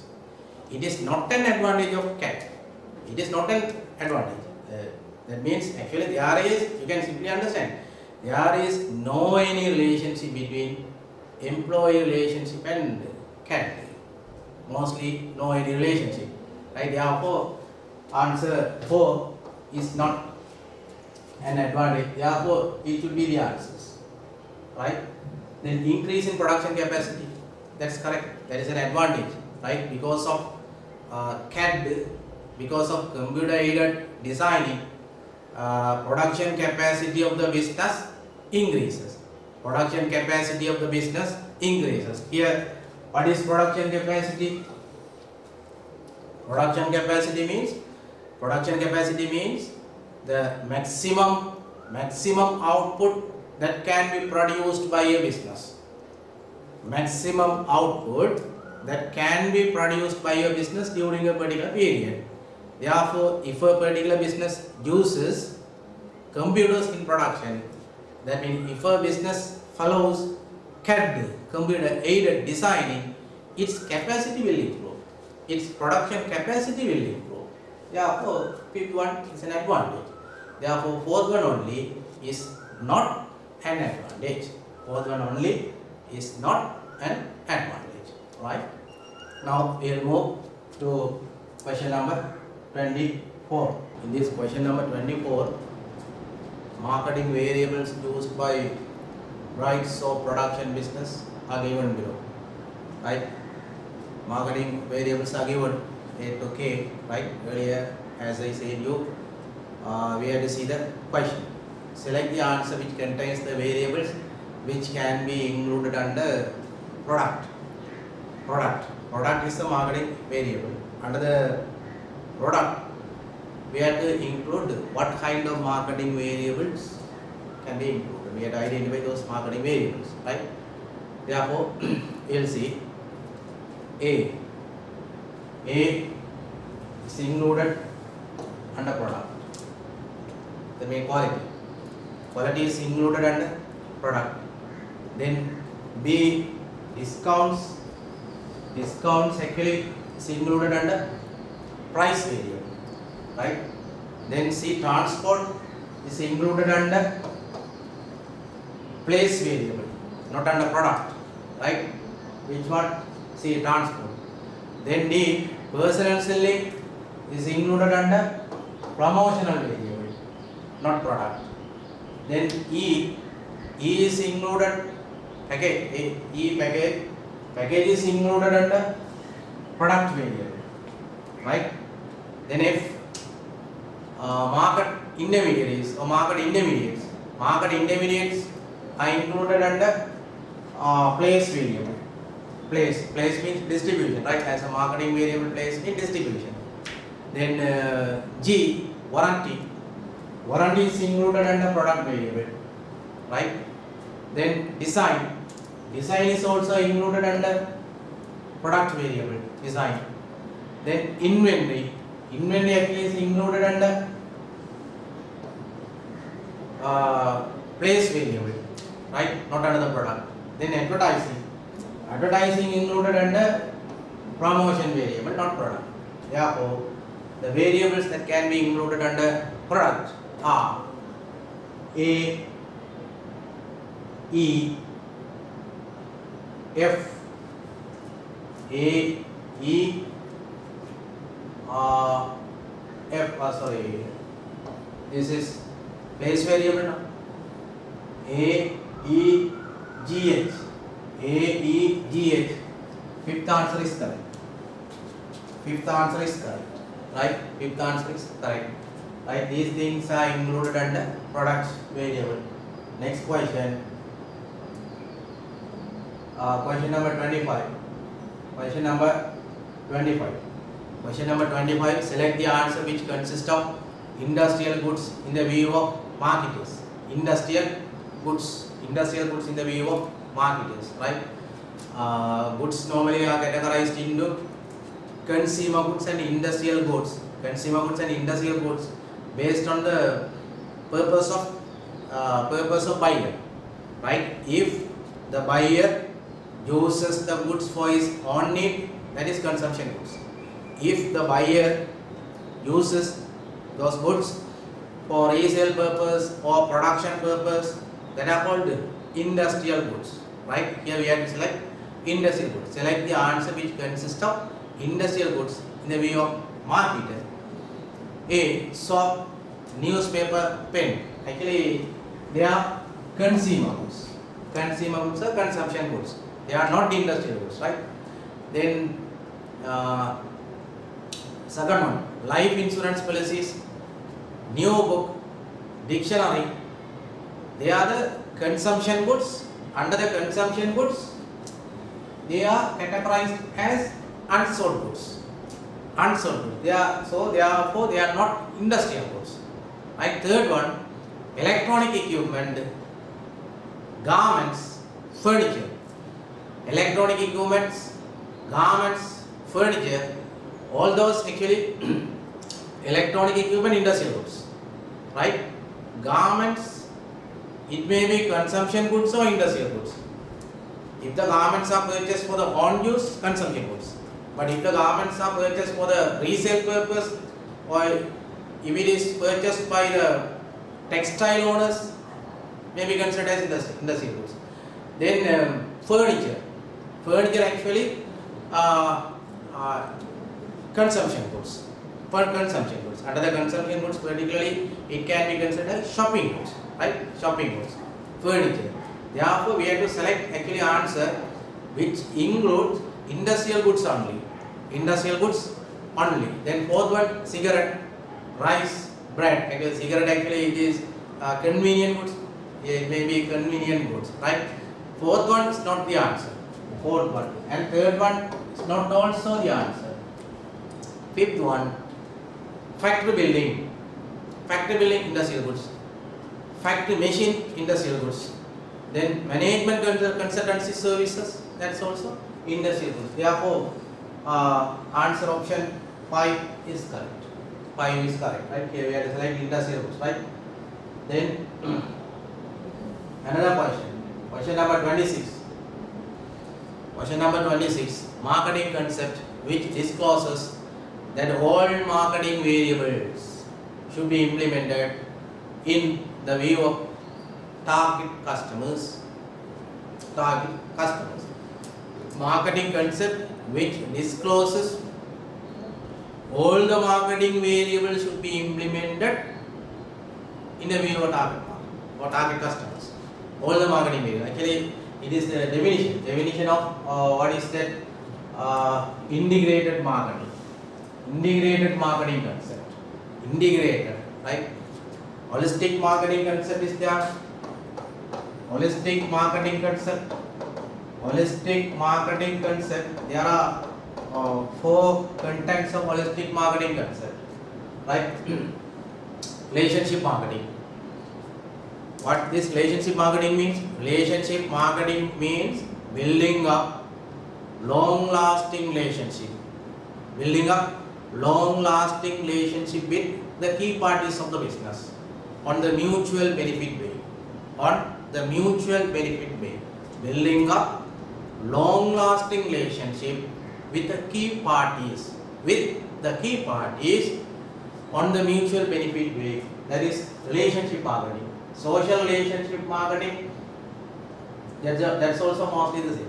Social relationship marketing. Or social relationship marketing. Then integrated marketing means actually this marketing concept says integrated marketing. All marketing variables should be integrated. All marketing variables should be integrated, right? Integrated marketing. Internal marketing concept actually is related to employees. Employees of the business. Hiring, training and development, motivation of the employees. Employees are an internal force now. Employees are an internal force of the business. Therefore, it is internal marketing. You can simply remember. Internal marketing is related to employees. Internal marketing is related to employees, right? Then micro marketing concept. Micro marketing concept is there. Therefore, marketing concept here, the correct answer is third one. Integrated marketing concept. That means it says all marketing variables should be integrated, right? That means product, price, place and promotion. Those marketing variables should be integrated, right? Then another question 27. Which of the following investment decisions cannot be considered as long-term investment decision? Long-term investment decision. Investment decision actually can be categorized based on the time period. Investment decision, short-term investment decision and long-term investment decision. Short-term investment decision and long-term investment decision. Here the question is long-term. What is that? Which of the following investment decision cannot be considered as long-term investment decision? Cannot be. Negative questions, right? This is a negative question, right? Cannot be considered as long-term investment decision, right? First one, decision related to trade stock. This is the short-term investment decision. This is short-term investment decision. This is not long-term investment decision, right? Second one, decisions related to business modernization. Actually, all the other investment decisions are related to long-term investment decision. All the other decisions are related to long-term investment decision. Decision related to business modernization. Decision related to business renovation. Decision related to business diversification. Decision related to business promotion. All those are long-term investment decisions. They are the types of long-term investment decisions also, right? If you see your syllabus, there is the types of long-term investment decision in a flow chart. In a flow chart, these four investment decisions are long-term investment decisions. Therefore, first one only is not considered as long-term investment decision, that is short-term investment decision, right? We'll move to the next question. Question number 28. Question number 28, right? X column shows main financial ratios and Y column shows financial ratios included in those financial ratios. Question, we will see the question. Select the answer which consists of the financial ratios in the order of main types of financial ratios. We have to select subtypes, order of subtypes according to the order of main types of financial ratio, according to the types of main financial ratios, right? Liquidity ratio. So first we have to actually these are the types of financial ratio. We have to understand the other types of financial ratio included in this ratio. And only we can simply select, right? Liquidity ratio. First, return on investment. Return on investment actually is profitability. This is profitability ratio. Return on investment. Inventory turnover ratio. Actually, inventory turnover ratio, activity ratio, inventory turnover ratio, sorry, B. Activity ratio. Then C, interest coverage ratio, that is coverage ratio. Interest coverage ratio can be included under coverage ratio. Then D, quick ratio. Quick ratio can be included. What is it? Liquidity ratio. Quick ratio can be included or can be categorized or can be classified under liquidity ratio. Therefore, answer order D, A, B, C. Both answer is correct. Both answer is correct, right? Therefore, in the business studies, if there is any classifications, if there is any flow chart, you have to clearly remind those classifications, explanations, examples, flow chart, everything, right? Then only you can simply do paper one. Right? Right. We will move to the next question. Actually, this form must be leverage ratio, right? It should be leverage ratio. What? That's a correction. Not coverage, leverage ratio, right? Right. Now we will see question number 29. The payments and settlement system supporting to ensure organized activities and existence of financial system of a country, right? Payments and settlement system supporting to ensure organized activities and existence of financial system of the country, right? Here actually this system is, right, financial infrastructure facilities, symbol one. Actually this is the definition of this system. This is the definition of this system, right? And all these are the components of financial system. All these answer options are the components of financial system. Financial system includes financial market, financial intermediaries, Central Bank of Sri Lanka, financial infrastructure facilities, financial tools, right? And financial tools. Financial infrastructure facilities means actually the payments and the settlements supporting to ensure organized activities and existence of financial system of the country, right? That is the financial infrastructure facilities. That is the direct definition, right? You can simply select, right? Then next question. Question number 30. Question number 30. An advantage of external recruitment. An advantage of external recruitment. External recruitment can be categorized into two: internal recruitment and external recruitment. Here the question is advantages of external recruitment. Motivation to employees. Motivation to employees actually is an advantage to internal recruitment. Right? Internal recruitment. That is an advantage to the internal recruitment. Therefore, it is not an advantage to external. This is internal recruitment. Good employer-employee relationship. Second one. That's also internal recruitment's advantages. Advantage of internal recruitment. Good employer-employee relationship. If there is internal recruitment, this means if the employees are selected internally from the inside of the business, there will be good employer-employee relationship. Therefore, this is not an advantage of external recruitment. Then less cost. Cost will be less only if there is internal recruitment. This is the advantage of internal recruitment. What is it? Less cost. Only in internal recruitment only there is the cost will be less, because employees will be selected, employees will be recruited internally from the inside of the business. Therefore, normally business organization needs not to make advertisement in the large expensive way, right? Because employees are going to be selected internally from the inside of the business now.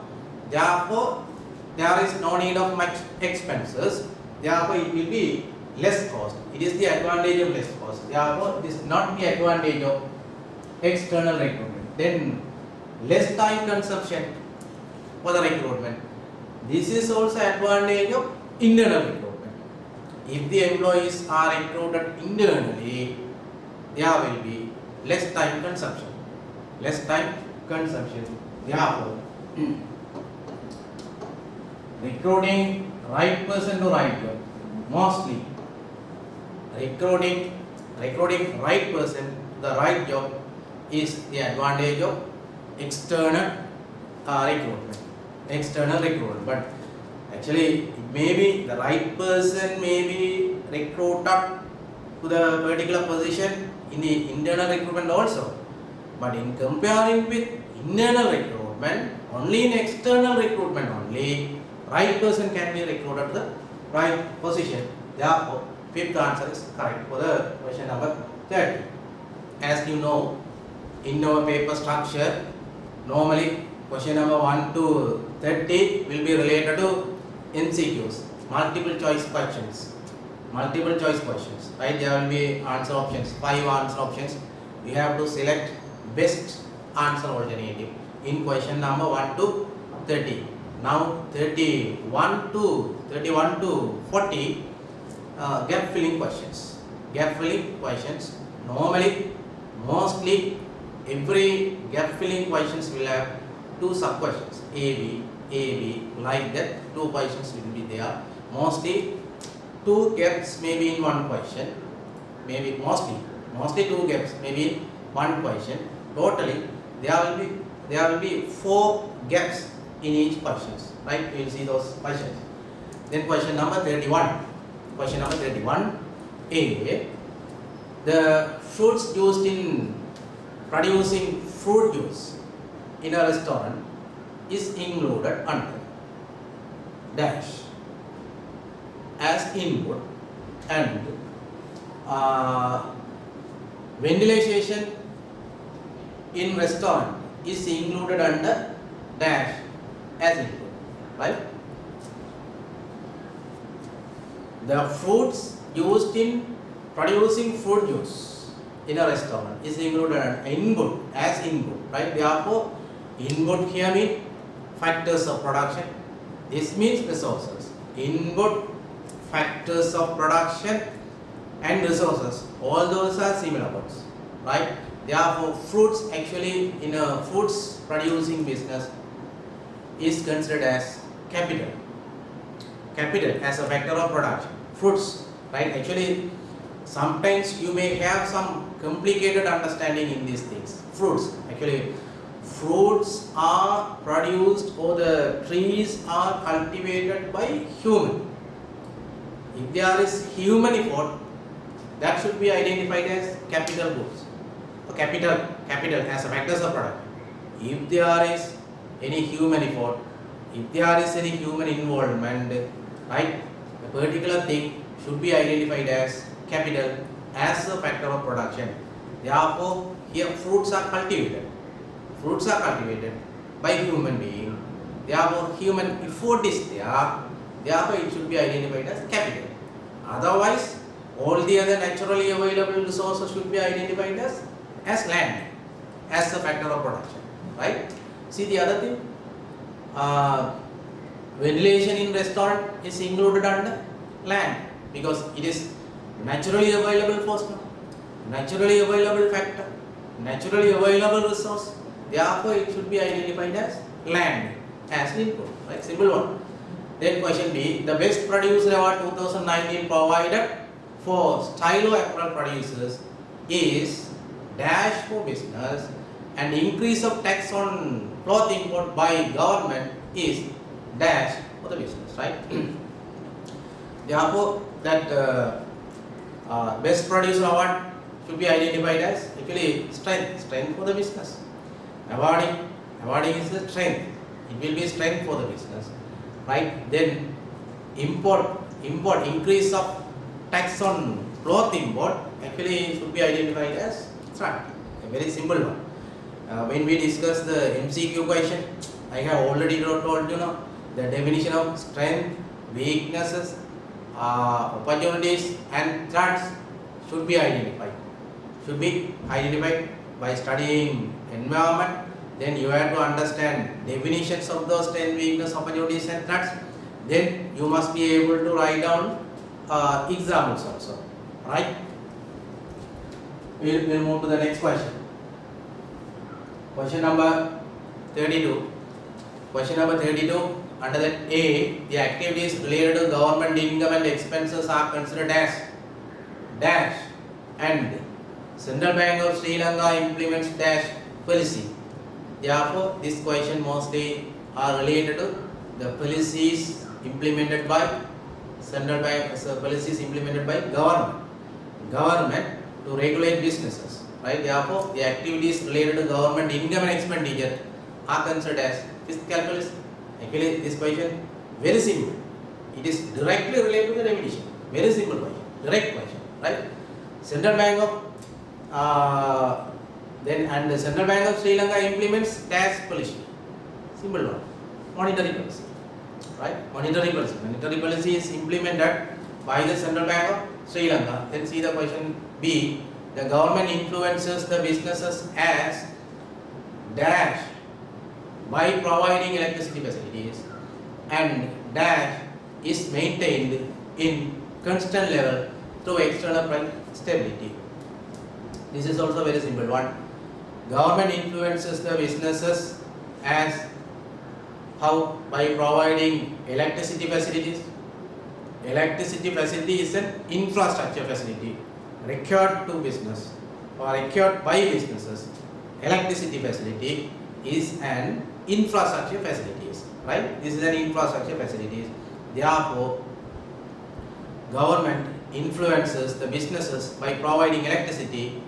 Infrastructure facility provider. Infrastructure facility provider. Then dash is maintained in constant level.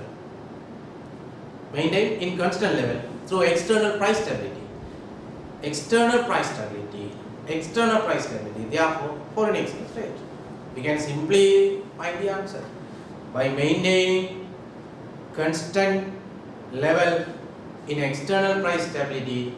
Exchange rate, foreign exchange rate of a country can be maintained, right? Can be maintained properly. Next question. Question number 33. State whether the following statements related to classifications of businesses are true or false. In the initial stage of this presentation, in the initial stage of this discussion, I have mentioned you there will be some questions. You have to mention whether those statements are true or false. true or false. Therefore, I have already told you. Therefore, when you study this subject, you have to identify some statements. Then you have to be clear regarding the statements in identifying whether it is right or wrong, or whether it is true or false. Right? We'll come to the point. A. The cooperative society is a private sector business with not-for-profit. Actually, cooperative society is 100% private sector business. Right? Some people or some students may misunderstand this thing. Some students may think cooperative society is government sector business. Cooperative society is as government sector business. But actually, cooperative society is 100% private sector business. If you take the flow chart, that means classifications of business organization based on the ownership. Classifications of business organization based on the ownership, private sector, under the private sector, cooperative society is included. Cooperative society is included under private sector. Therefore, this is private sector business with not-for-profit. Right? That's true. McDonald's, KFC, Pizza Hut, etc. are the production franchise businesses. Wrong. They are not production franchise businesses. Actually, they are business format franchise businesses. Business format franchise businesses. They are not production franchise businesses. Production franchise businesses, Coca-Cola, Pepsi, they are the production franchise businesses. Right? Statement C. Combination of fruit juice production business and Archana glass producers, which produce glass bottles, is a conglomerate combination. Actually, that is wrong. Why? Glass bottle production company, glass bottles are input of fruit juice producing company.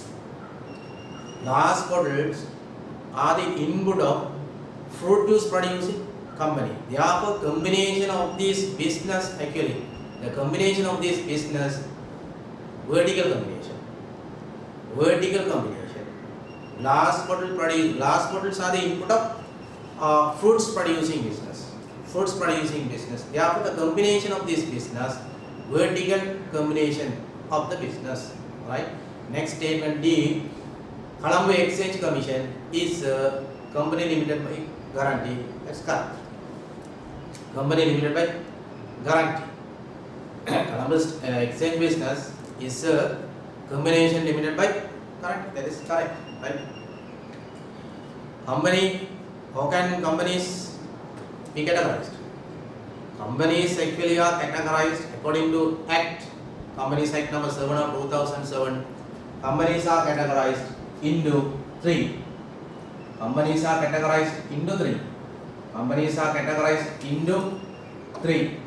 Limited companies, simple one. Limited companies, then unlimited companies,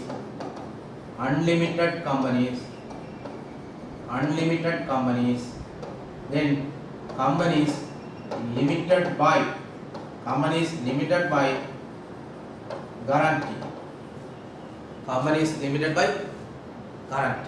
There are three types of companies. Limited companies.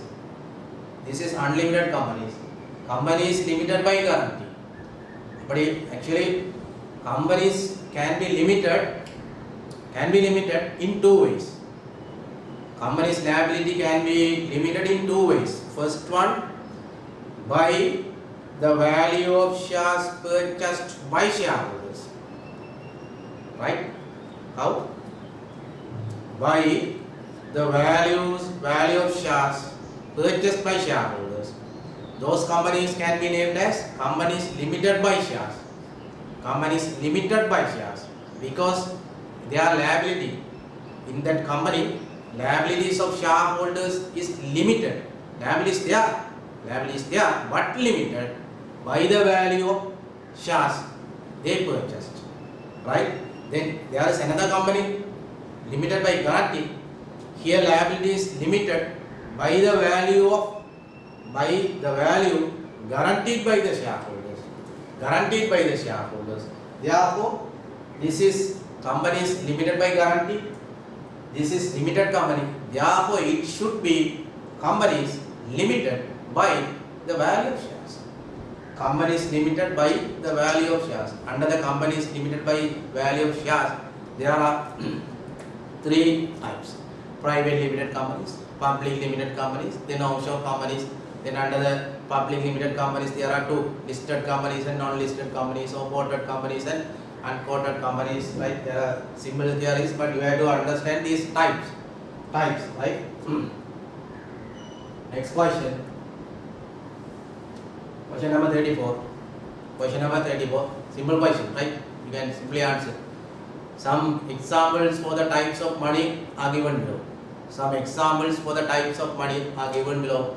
Write the relevant type of money for the examples. Fixed and saving deposits. Fixed and saving deposits. Then treasury bills. They are actually near money. Near money. How can we define near money? Near money means the money which can be converted quickly into money, into cash. The financial documents, near money means the financial documents that can be converted quickly into cash. That is near money. Fixed and saving deposits, treasury bills, they can be quickly converted into cash. Therefore, they are identified as near money. Set card, pet card, they are actually e-money. They are the debit card, therefore e-money. Debit cards normally are used to purchase goods and services electronically, therefore e-money. They are e-money. Current deposits and commercial banks. Current deposits at commercial bank can be identified as bank money. They are the bank money, right? Because bank money means actually check. Bank money means check. Therefore, check can be used through the current deposit. Therefore, it is bank money. Then currency notes and coins, that is legal tender. Currency notes and coins can be identified as legal tender. Very simple type of money, right? Then this also you must be able to define each type of money. Then you must be able to write down the relevant examples. Alright? Now we will move to the next question. Question number 35, right? Write the relevant insurance principles related to the following occasions, right? Even though Rita is a single sister for David, he cannot insure the life of Rita. This is the fact given, right? Here we have to identify the relevant insurance principle, right? I will read it again. Even though Rita is a single sister for David, he cannot insure the life of Rita. The relevant insurance principle is insurable interest. Insurable interest. What does this insurable interest say? Insurable interest, the principle of insurable interest says that the person who wants to make the insurance must have the legal owner, legal ownership on the particular property or the line. Legal ownership on the particular property or the line. Then only the particular person can make the insurance. Otherwise, he cannot make the insurance. That is the insurable interest. Insurable interest. Then you must understand the examples for the life insurance. In the case of this insurable interest, life insurance and property insurance or general insurance, right? You must be able to write the examples for the insurable interest. And an important thing under insurable interest, right? I want to say some important examples. In life insurance, related to this insurable interest, husband and wife can insure the life of each others.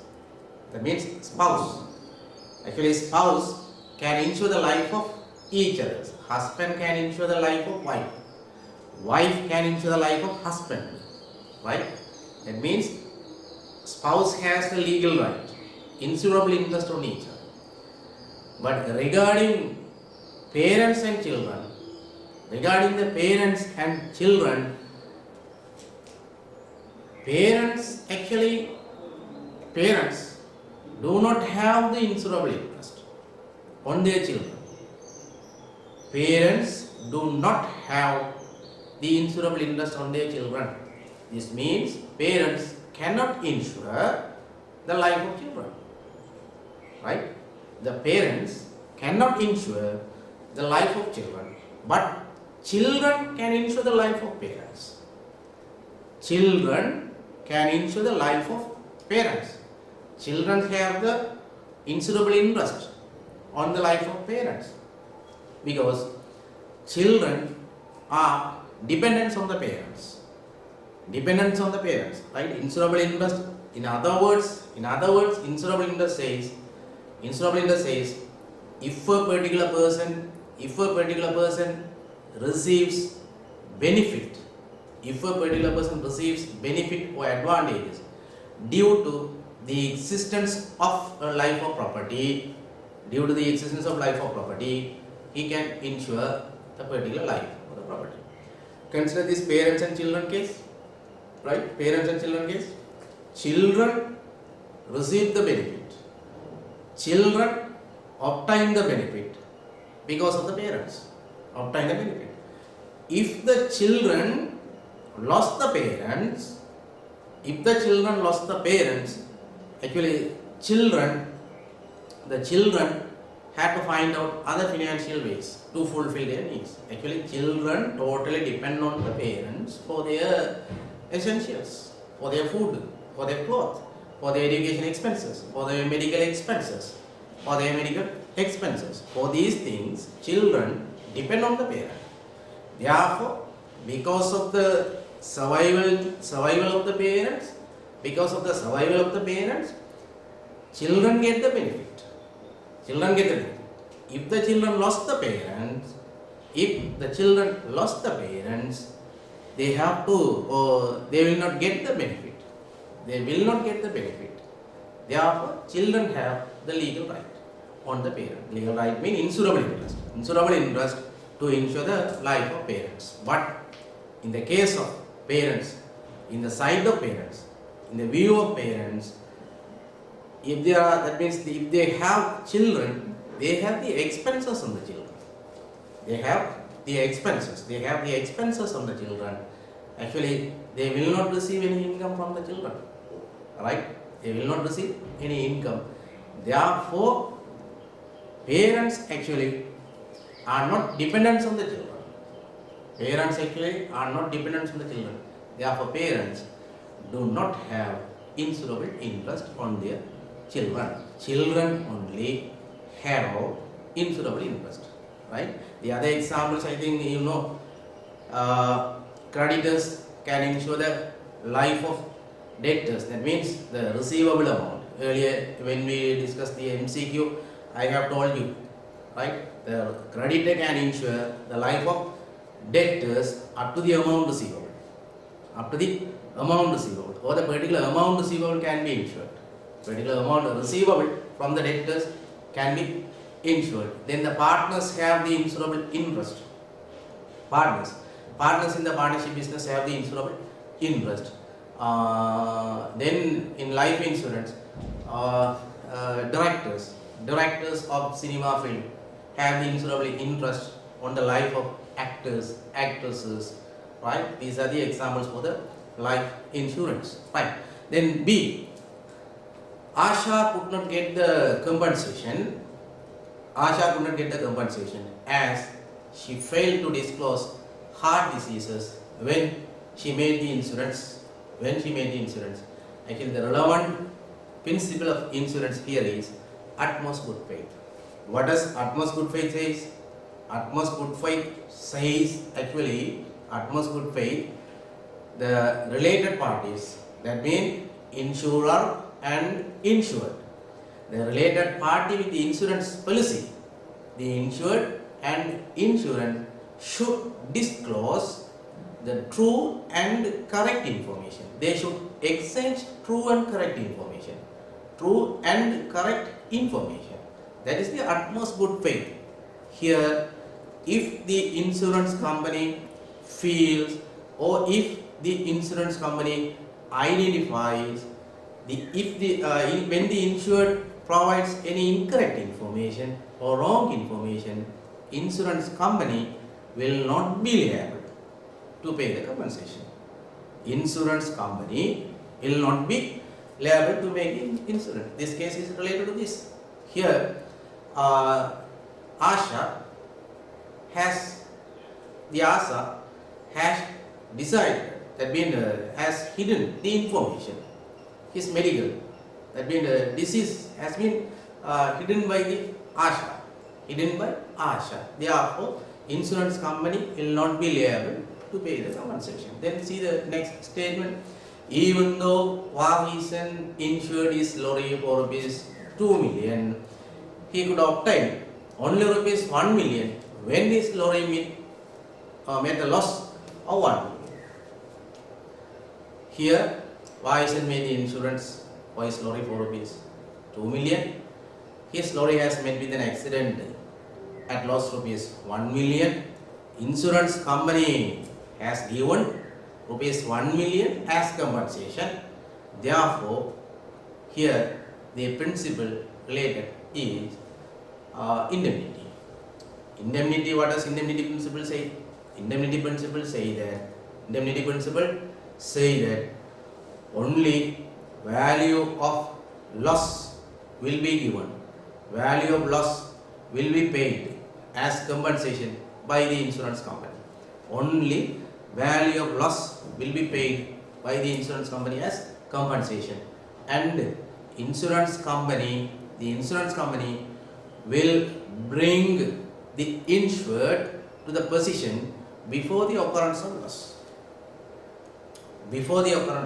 Financially, right? The insurance company will bring up the insured in the position before the occurrence of loss. Therefore, the value of loss only will be paid as compensation, or will be compensated by the insurance company. That means no one cannot make the profit. This principle says, indemnity principle says that no one can make the profit. Again, it means value of loss only will be compensated by the insurance company, right? Then you can't forget, this principle is not relevant for the life insurance. It's not suitable for the life insurance. Actually, it is relevant only for the property insurance, right? Then next statement, Kartika has obtained a theft insurance policy for her business. A part of her business caught fire and damaged. However, she could not get the compensation, right? Actually, the related insurance policy, by the related insurance principle is proximity or proximate cause. Actually, then I want to mention something regarding insurance principles. Insurance principles mainly can be categorized into 4, right? Insurance principles can be mainly categorized into 4, right? Indemnity, insurable interest, utmost good faith, indemnity, right? Indemnity, then proximate cause. These are 4 main principles, not 3. But if you check some textbook, there may be 3 insurance principles, or 3 may be the main type of insurance. That means insurable interest, utmost good faith, then indemnity. Only 3. But actually, in our syllabus, that is wrong. In addition to these 3, proximate cause or proximity is also considered as a main type of insurance. But there are other 2 insurance principles: principle of contribution and principle of subrogation. These both insurance principles are the subtypes of indemnity principle. Do you understand? What is that? The main insurance principles are 4: insurable interest, indemnity, utmost good faith, proximate cause, right? Then principle of contribution and principle of subrogation are two sub-principles of indemnity. Principle of contribution says what? Principle of contribution, if a particular property is insured at more than one insurance company, the related insurance company should share the compensation. Do you get what I say? If a particular property is insured at more than one insurance company, the related insurance companies will share the compensation. Indirectly, this concept says that no one can make a profit. No one can make a profit. Therefore, or then only, it is said it is a sub-principle of indemnity, like that subrogation. Subrogation, right? Subrogation principle says that, subrogation principle, right? If the insured is able to get the compensation from the other parties, from the external parties, that right should be transferred to insurance company. Should be transferred to insurance company. Simple theory, right? Say for example, if a particular person drives his motorway, he has made the insurance for his motorway. He has made the insurance for his motor vehicle. He is driving his motor vehicle and he has met with an accident in a particular lane or road, right? Actually, the mistake is with the other person, not with his driver. Not with his driver. Therefore, this person has the legal right to obtain the compensation from the other party.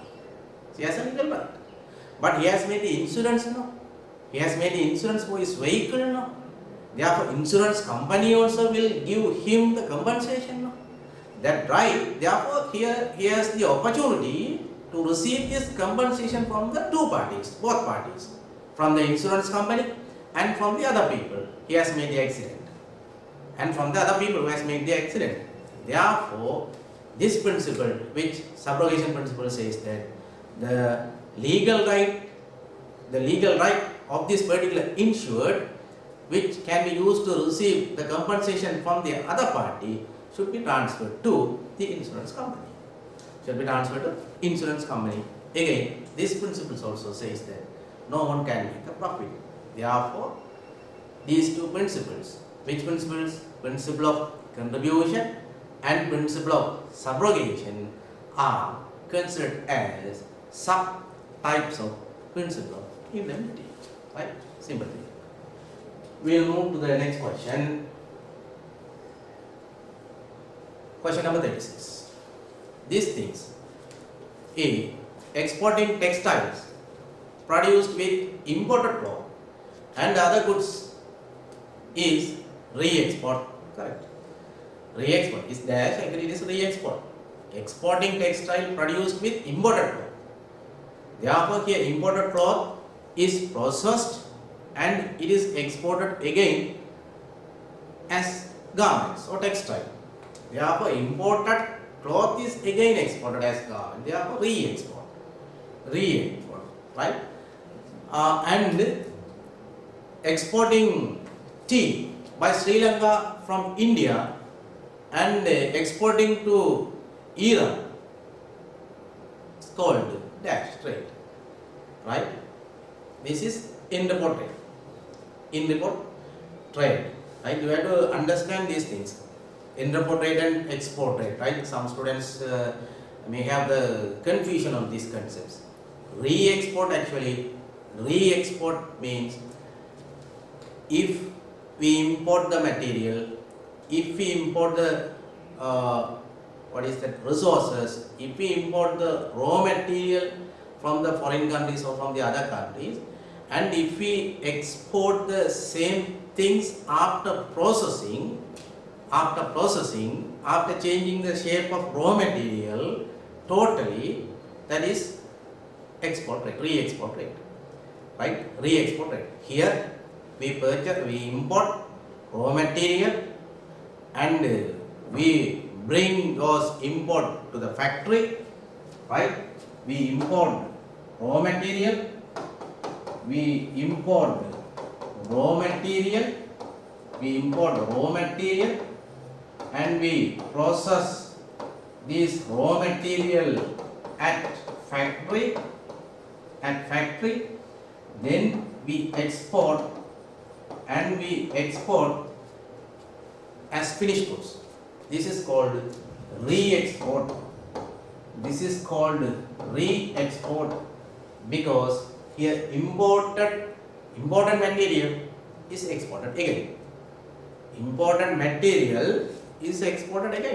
Right? But end report trade mean here imported products or imported goods are exported again without any changes or with small changes at harbor. Small changes can be done mainly in packaging, right? If we import the goods in bulk, then we can make some changes in packaging, then we can export it again to the other countries. That is called indeport trade.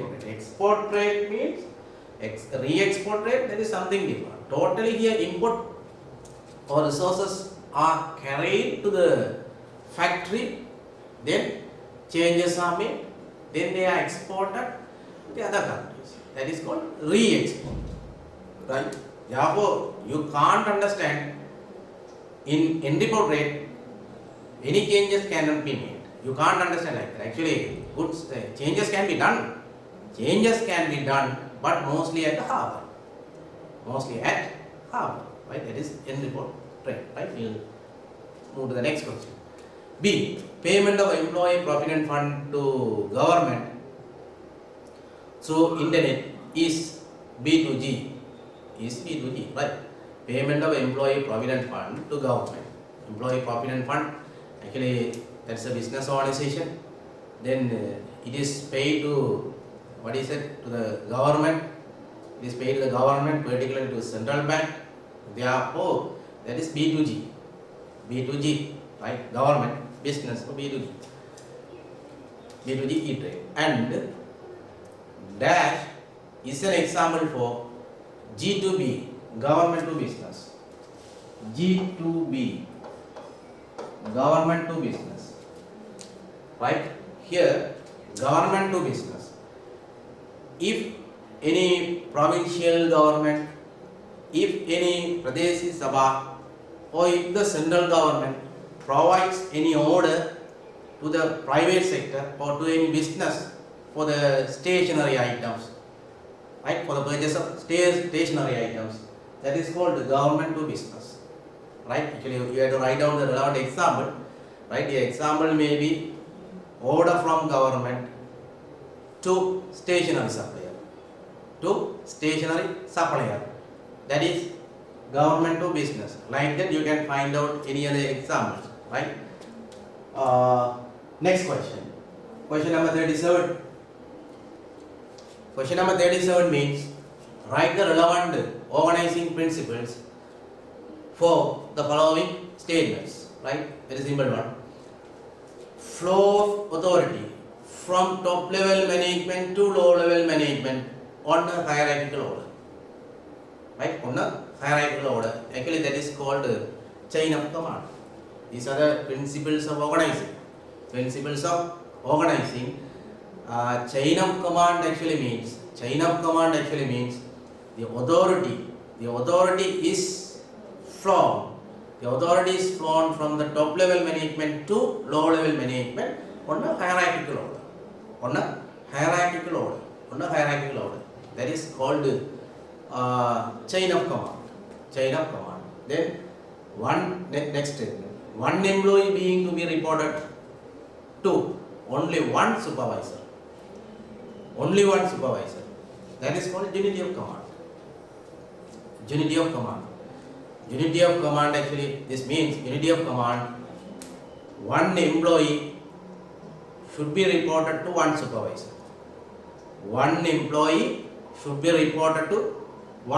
supervisor. One supervisor. In other words, this means one employee should receive the orders from one supervisor. Right? Supervisor, he can order to many persons. He can order to many persons. He can order to many persons. Order. He can order to many persons. They are the employees. They are the employees. Right? They are the employees. This employee receive order from one supervisor. This employee receive order from one supervisor. This employee order receive from one supervisor. This is unity of command. This is unity of command.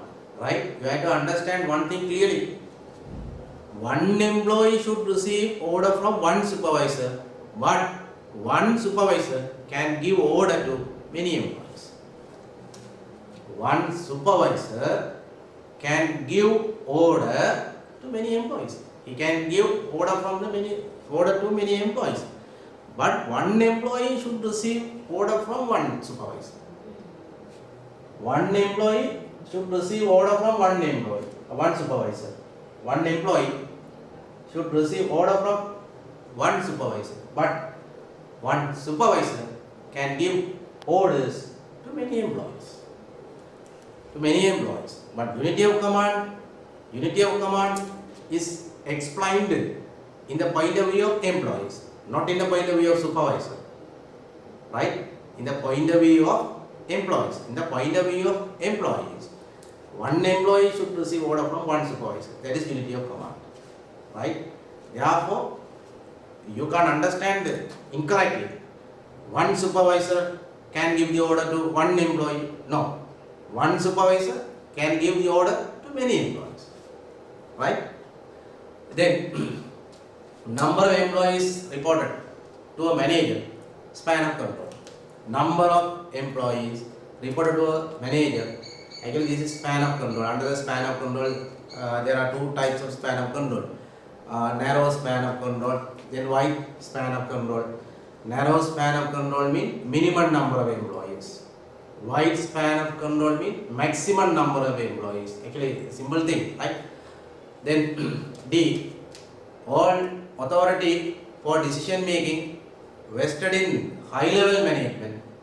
High level management is centralization. Right? Very simple thing, centralization. In the centralization, all authority for decision making is vested on the top level management. Right? Then decentralization means authority is delegated. Authority is delegated by the top level management to the other levels of managers. This is decentralization. If there is, then what is delegation of authority? What is delegation of authority? Delegation of authority mean delegating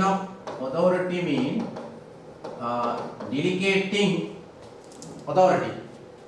Delegation of authority means delegating authority, handing over the authority by top level management to other levels of managers or to the other managers.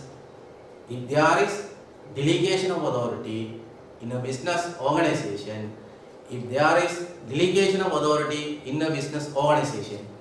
there will be decentralization.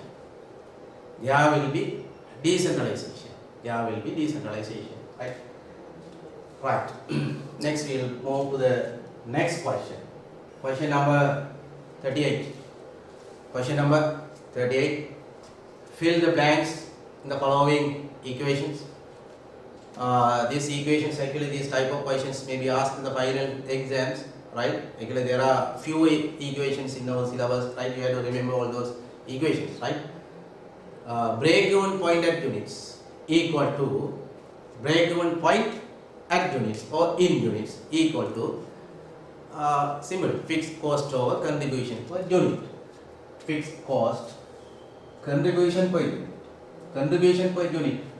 right? But in accounting, right, If you are studying accounting, you can simply understand their break-even point can be calculated in units and in values. But in our business studies, only this equation only is there. What is it?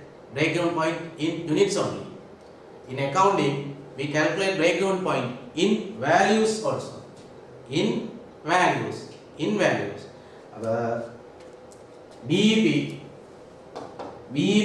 values. Break-even point in values.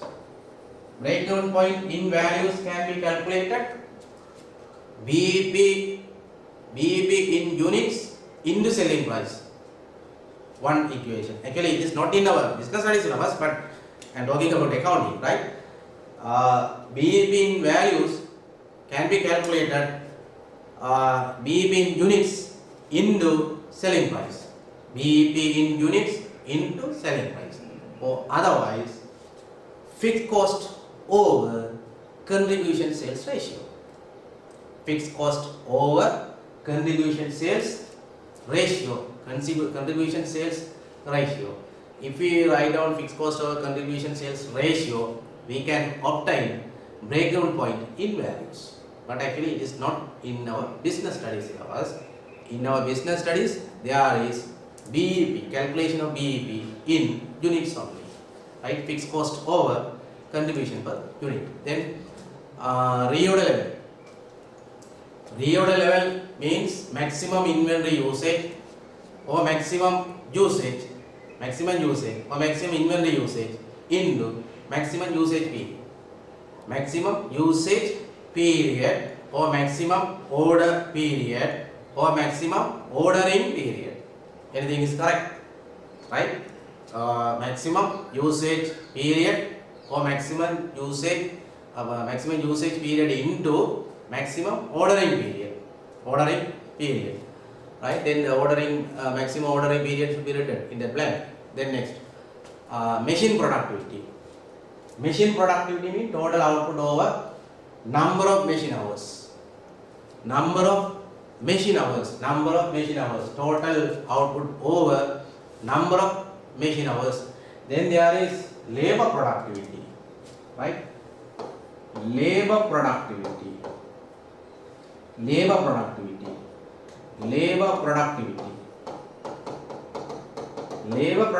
can be calculated. Labor productivity output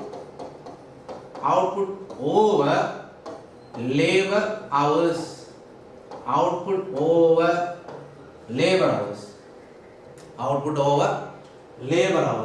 Labor productivity. But actually, if you search in internet or other textbooks, foreign textbooks, right, labor productivity can be calculated in 3 ways.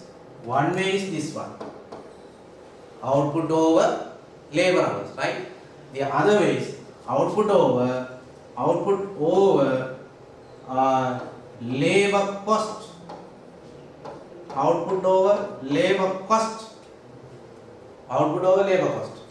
If you write down or if you find the labor productivity like this, we can find productivity per 1 rupee of labor cost. Labor productivity means output per 1 rupee of labor cost. If you write down output over labor cost, right? Output over labor cost. Here productivity is measured as output per 1 rupee of labor cost, but labor cost is not in our syllabus, right? It's not in syllabus. According to our syllabus, labor hours is correct. You have to understand correct thing. Labor hours is correct. But if you write down labor cost, marks will not be given in the exam. Then we can find the labor cost like this. Output over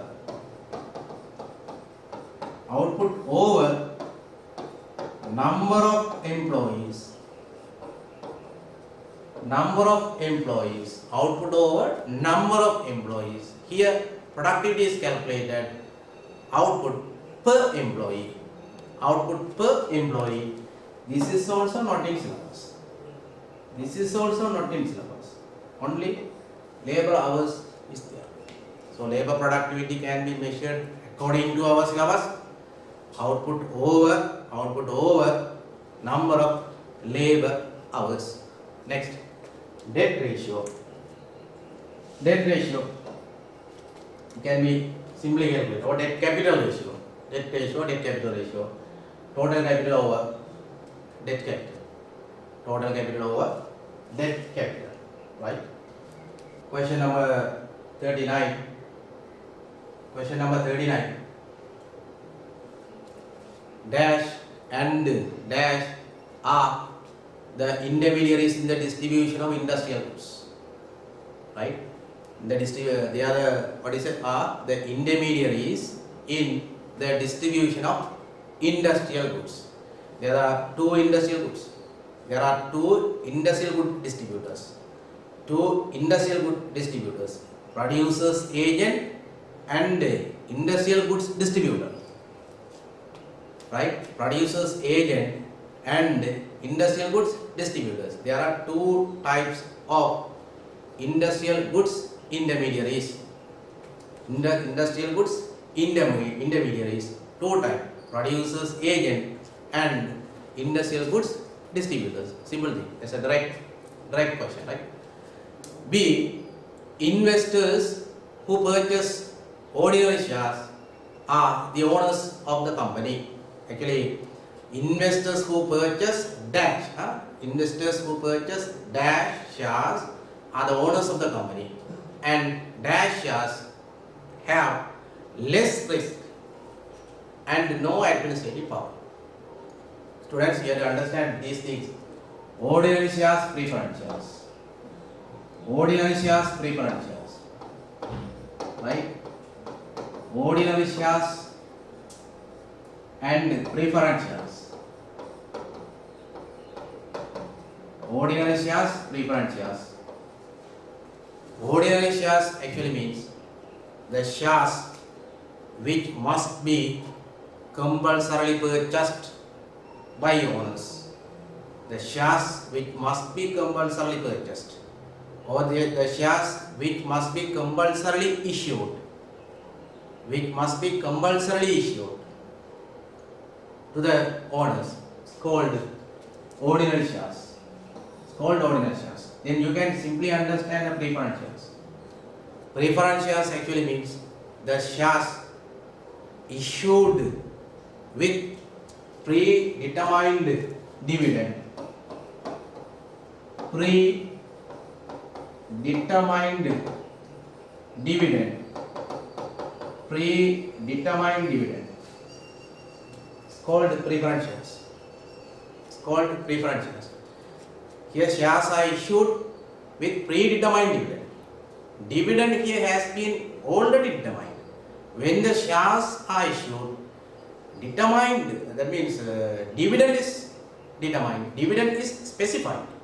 Dividend is specified. Say for example, if a company provides shares, or when the company provides 10,000 shares and the company specifies rupees 5 will be paid as dividend per share. Right? When the company issues 10,000 shares and if the company specifies this 5 rupees will be paid as dividend per share, that is preference shares. Preference shares. Therefore, here preference is given. Preference is given to those shares in sharing dividend. In sharing dividend. Therefore, this is called preference shares. The preference is given. Therefore, it is called preference shares. Right? After providing dividend to the preference shareholders, the remaining profit should be divided among ordinary shares. Ordinary shares, right? Then normally you know this point. Only ordinary shareholders can become the directors of the company. Right? ordinary shareholders only can become the directors of the company, but the preferred shareholders cannot become the directors of the company. They cannot become the directors of the company. Only the ordinary shareholders can become the directors of the company. Preferred shareholders cannot become the directors of the company, because why is preferred shareholders are going to receive the specified dividend. When the company issue the shares, the dividend has been specified. Therefore, they are going to receive the specified dividend. If the company earns more profit, they will receive just 5 rupees dividend. If the company earns less profit, preferred shareholders actually should be paid that 5 rupee dividend. If the company earns loss, that 5 rupee dividend should be paid by the company. Therefore, if the company earns make more profit or less profit or loss, it will not affect the preferred shareholders. It will not affect the preferred shareholders. Then only they will not have any interest on the decision of the company or success of the company. But if the company earns more profit, ordinary shareholders will get more dividend. If the company earns less profit, ordinary shareholders will receive less dividend. If the company makes losses, ordinary shareholders should accept that loss. Therefore, company's profit will affect ordinary shareholders. Therefore, ordinary shareholders only will be more interested on the company. They will be more interested on the company. Therefore, ordinary shareholders only can become the directors. This is the reason. Only ordinary shareholders can become the director. Simple point, right? Question is simple, but here I have given you more explanation for these terms, right? We will move to the next question. Question number 40. A. All jobs have task, comma, dash and dash. All jobs, simple, very simple question. All jobs have, what is it? Duties, task, then duties and responsibilities. Duties and responsibilities. Then B, dash describes the job and dash contains the specification or qualification of the person who is relevant to perform the job. Question B, dash describes the job and dash contains the qualifications of the person who is relevant to perform the job. Job description describes the job. Simple. Then dash contains the qualification of the person. Job specification. Job description is related to job. Job specification is related to employee. Job description is related to job. Job specification is related to employee. Simple concept. Huh? Right. Now gap filling questions are over. Now we are going to move to short answer questions. 41 to 50. Right? 41 to 50. Right? State 4 special features of services in comparing with goods. Special features of services. If you remember the features of services, you can simply write down the features of goods. Or if you remember characteristics or features of goods, you can simply write down the features of services. Features of services, right?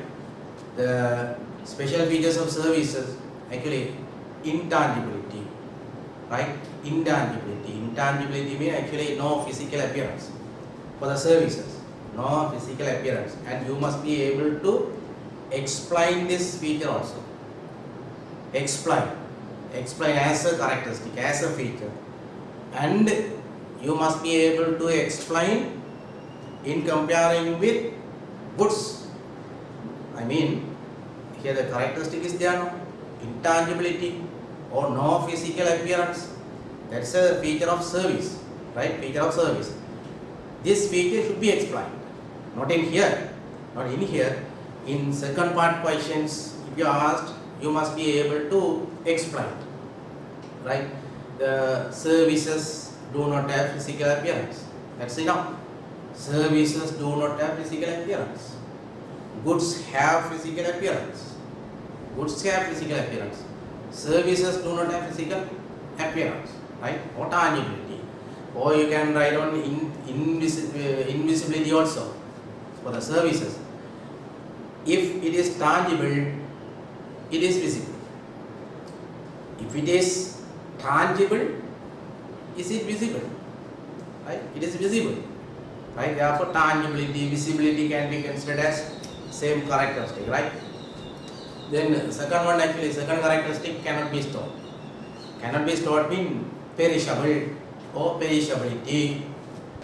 Perishability, perishable is a characteristic of service. But if we see the characteristics of goods or feature of goods, imperishable. Perishable is a characteristic of service. Perishable. Imperishable is a characteristic of goods. Imperishable. Then services are variable.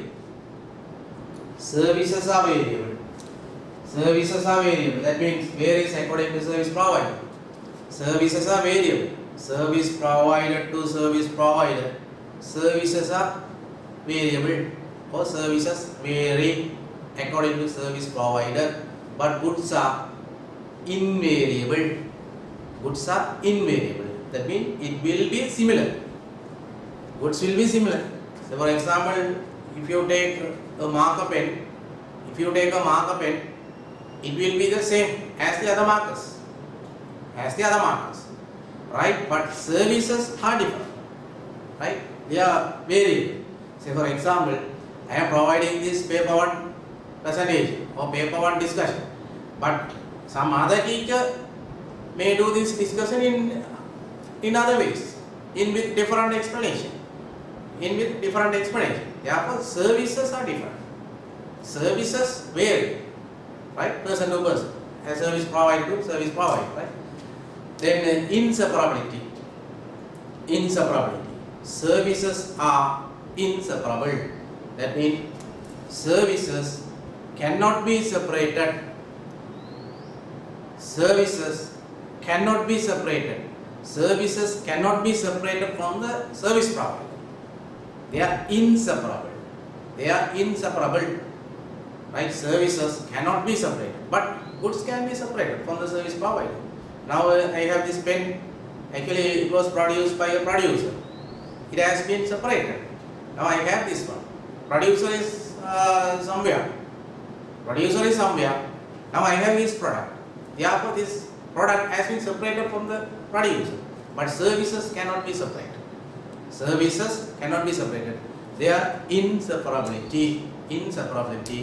But you can't write indivisibility. Indivisibility is different. Indivisibility is a drawback or limitation or disadvantages or shortcoming of barter system. Indivisibility is different from inseparability. Yeah? You can't, don't forget it. Inseparability is different from indivisibility, right? But the meaning is there. Meaning sometimes it may have the same meaning. Indivisibility, divide divisibility, separate. That is something different. Some different is there. Services are inseparable. I mean, services have the inseparability.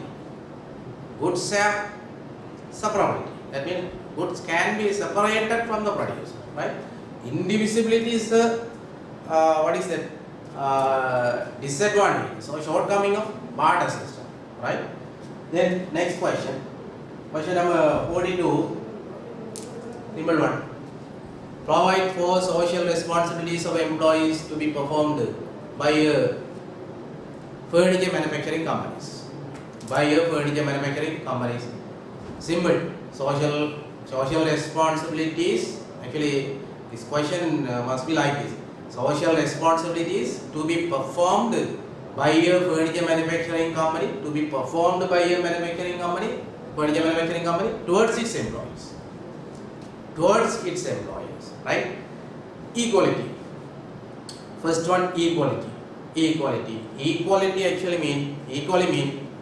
The business organization cannot be discriminated employees. Cannot be discriminated. Discriminated means employees actually cannot be discriminated based on the gender. Male employees, female employees, like that, employees cannot be discriminated. Business organization should maintain equality. Should maintain the equality between male and female employees. Business cannot be discriminated employees based on this gender or race, religion. All employees should be respected equally. All employees should be recognized equally. All employees should be treated in the business equally. This means equality, right? Then good labor relation. The business organization should maintain good relations with the employees. Good relation with the employees, like mean good relation with the employees. It means business organization should provide good working environment, right? Business organization should provide good working environment, then good health facilities. These things will be given. Then job security. That means regarding the permanency, right? Job should be secured. Then health facilities. Health facilities also should be given by the organization to the employees. Health facilities, or the financial wise or medical wise or something. Health facilities should be given to the employees. These are the social responsibilities that should be performed by the business organization towards its employees. Right? Next question. Right.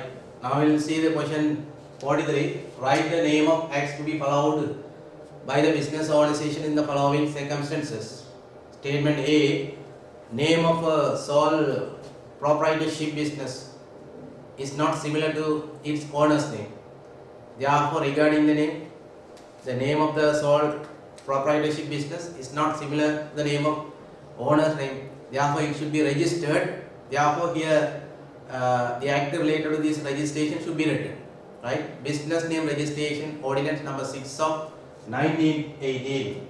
Business name registration ordinance number 6 of 1918. Partnership businesses also should be registered under this act.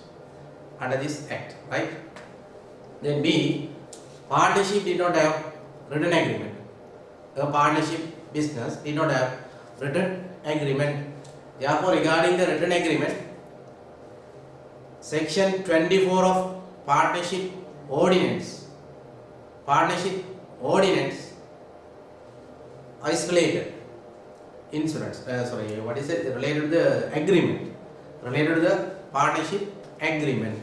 Actually, section 24 provides some solutions if a partnership business did not have written agreement.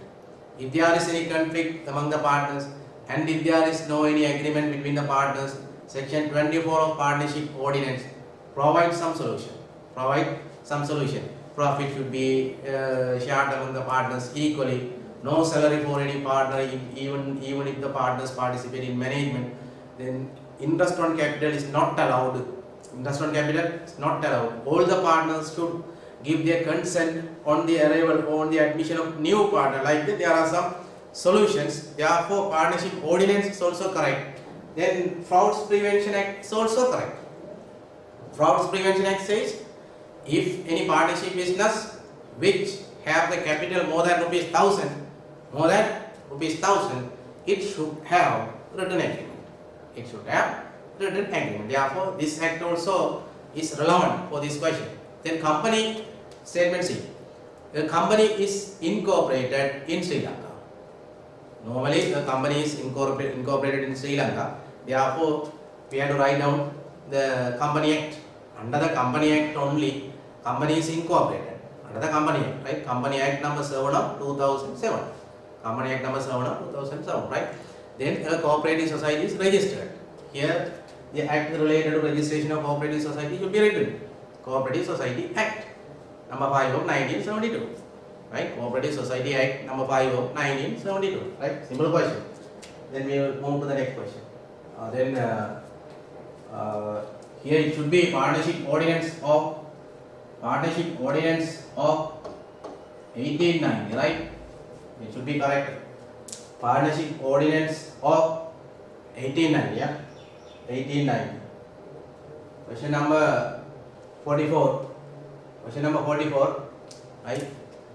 The statements related to entrepreneurial skills are given below.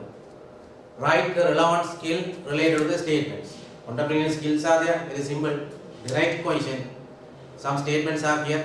We have to write down the correct entrepreneurial skill, right?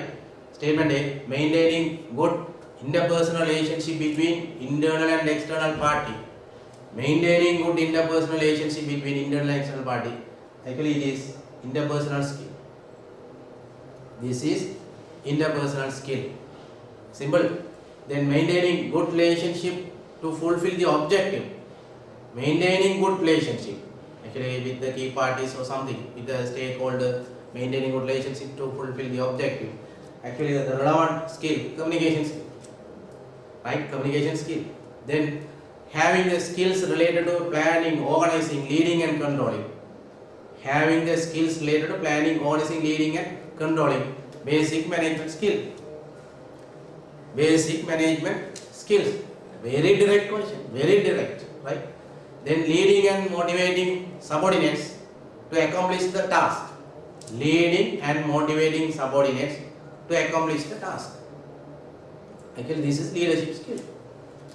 This is leadership skill. The word is there. Leading and motivating. Leading. Therefore, leadership. Right? Next question. Question number 45. Write 4 ways of contribution of licensed commercial banks for the activities of businesses. This is also a very direct question. Contribution of commercial bank for the development of businesses. Accepting deposits. Accepting deposits. Fixed deposit, saving deposit or current deposit. Accepting deposits. Then providing loans to the businesses. Leasing services. Underwriting services. Management consultancy services. Management consultancy services. By providing these services, commercial bank or licensed commercial bank provide the contribution for the development of businesses. This is also very simple question, right? Under the licensed commercial bank normally provides some services. In this question, they ask the services of commercial bank, right? The business world or the businesses, right? Then question number 46. Question number 46. State 4 activities taken to improve railway transport. State 4 activities to improve railway transport. You can write down the answers considering the current situation, right?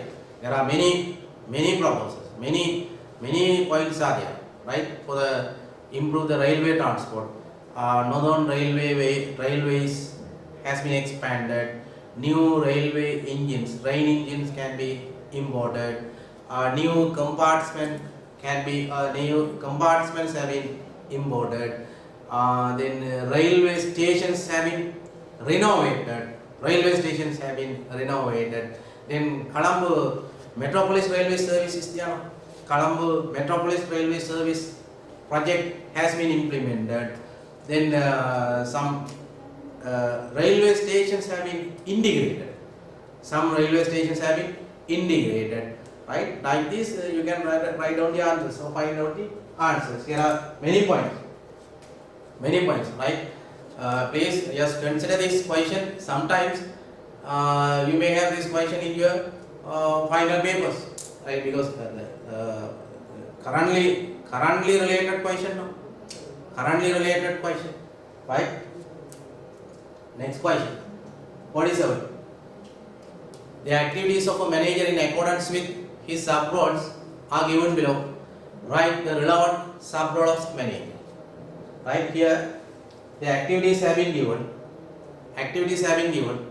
Here you have to write down the sub-role of managers. Right?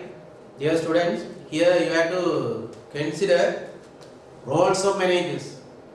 Mainly there are three roles now: interpersonal roles, informational roles, and decisional roles.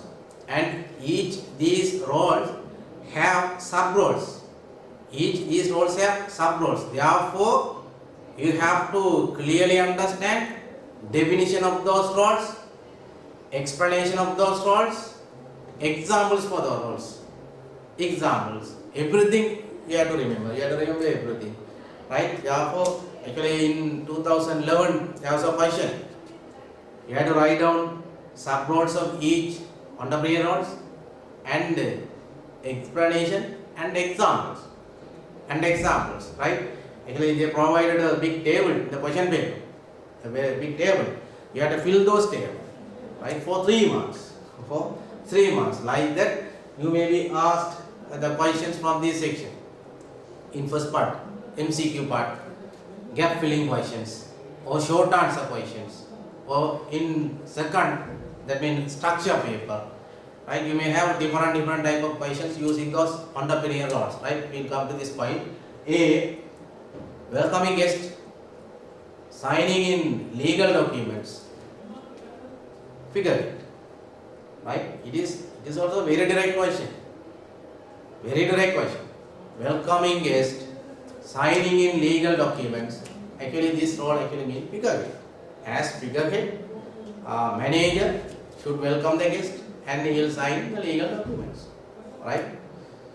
Then, identifying strategies for the development of new projects. Identifying the strategies for the development of new projects. This is entrepreneurial role. This is entrepreneurial. Right? Then participating as a representative in the negotiations with the trade union. Negotiation with trade union, simply understand, negotiate. The role of manager is negotiator. Then facing strikes, violation of agreements, consumer complaint and shortage for the goods. Here problems are not there. Disturbance are there. Therefore, disturbance handler. The correct suitable role is disturbance handler. Right? The next question, 48. Provide 4 methods to improve productivity of a cloth handbags producing business. Provide 4 methods to improve productivity of a cloth handbag producing business. Right? Cloth handbag producing business. This is also you can simplify the answer. To improve the productivity, wastages should be minimized. Right? Then the wastages should be recycled or reused. Then inventory system should be maintained correctly, properly. Inventory system should be maintained correctly or properly. These are the methods, right, to be followed by business to improve productivity. Right? Using high quality raw material. High quality raw material. If a business uses high quality raw material, productivity normally will increase. Right? Question number 49. Some promotion methods are given below. Write the relevant promotion method in the dotted lines given. A fresh milk producer distribute milk to door using his site. Therefore, here seller visits customer. Seller visits the customer. Door-to-door sales. Therefore, customer, seller personally meet the customer. Seller individually meets the customer. Therefore, personal selling. Right? B. Conducting a street drama to make the public awareness regarding eradicating dengue. Right? Here events is conducted. Events is provided. Therefore, events and experience. Promotional tool, promotional method, events and experience. Simply understandable. See, conducting a seminar for G.C.E advanced level students with the sponsorship of private bank. Right? Therefore, bank is related with the society. Public relation. relation. Then 50% discount to furniture up to December 31st only. Discount actually is related to sales promotion.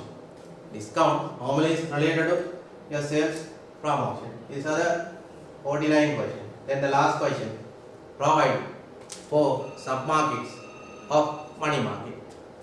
Normally financial market is categorized into two, mainly two: money market, capital market. Actually it is categorized based on the maturity of financial tools. Based on the maturity of financial tools or maturity of financial documents, they are categorized into two: money market, then capital market. Here the subdivisions: submarket of money market, interbank gold money market, foreign exchange market, then commercial paper market, right? Commercial paper market, then treasury bills market, right? These are the submarkets of money market, right? This is also a very direct question. Everything it is in your syllabus notes, right? Therefore, yes, now we have finished question number 50, and we have successfully finished paper 1 discussion. Actually, this paper has been prepared considering your term 5 syllabus up to term 5, and this is paper 1, right? Paper 1. Very soon we will meet you in paper 2 discussion, right? Paper 2 discussion. I sincerely thanks for viewing this paper discussion very patiently. Really, you must successfully face your exam, right? Use your free time on the studies, right? If you have any extra time, please spend the time on studying business studies. In the initial stage, I said you, when you prepare the things, we have to form the question, right? We have to form the question. Therefore, again, I thank you for viewing this presentation. Thank you.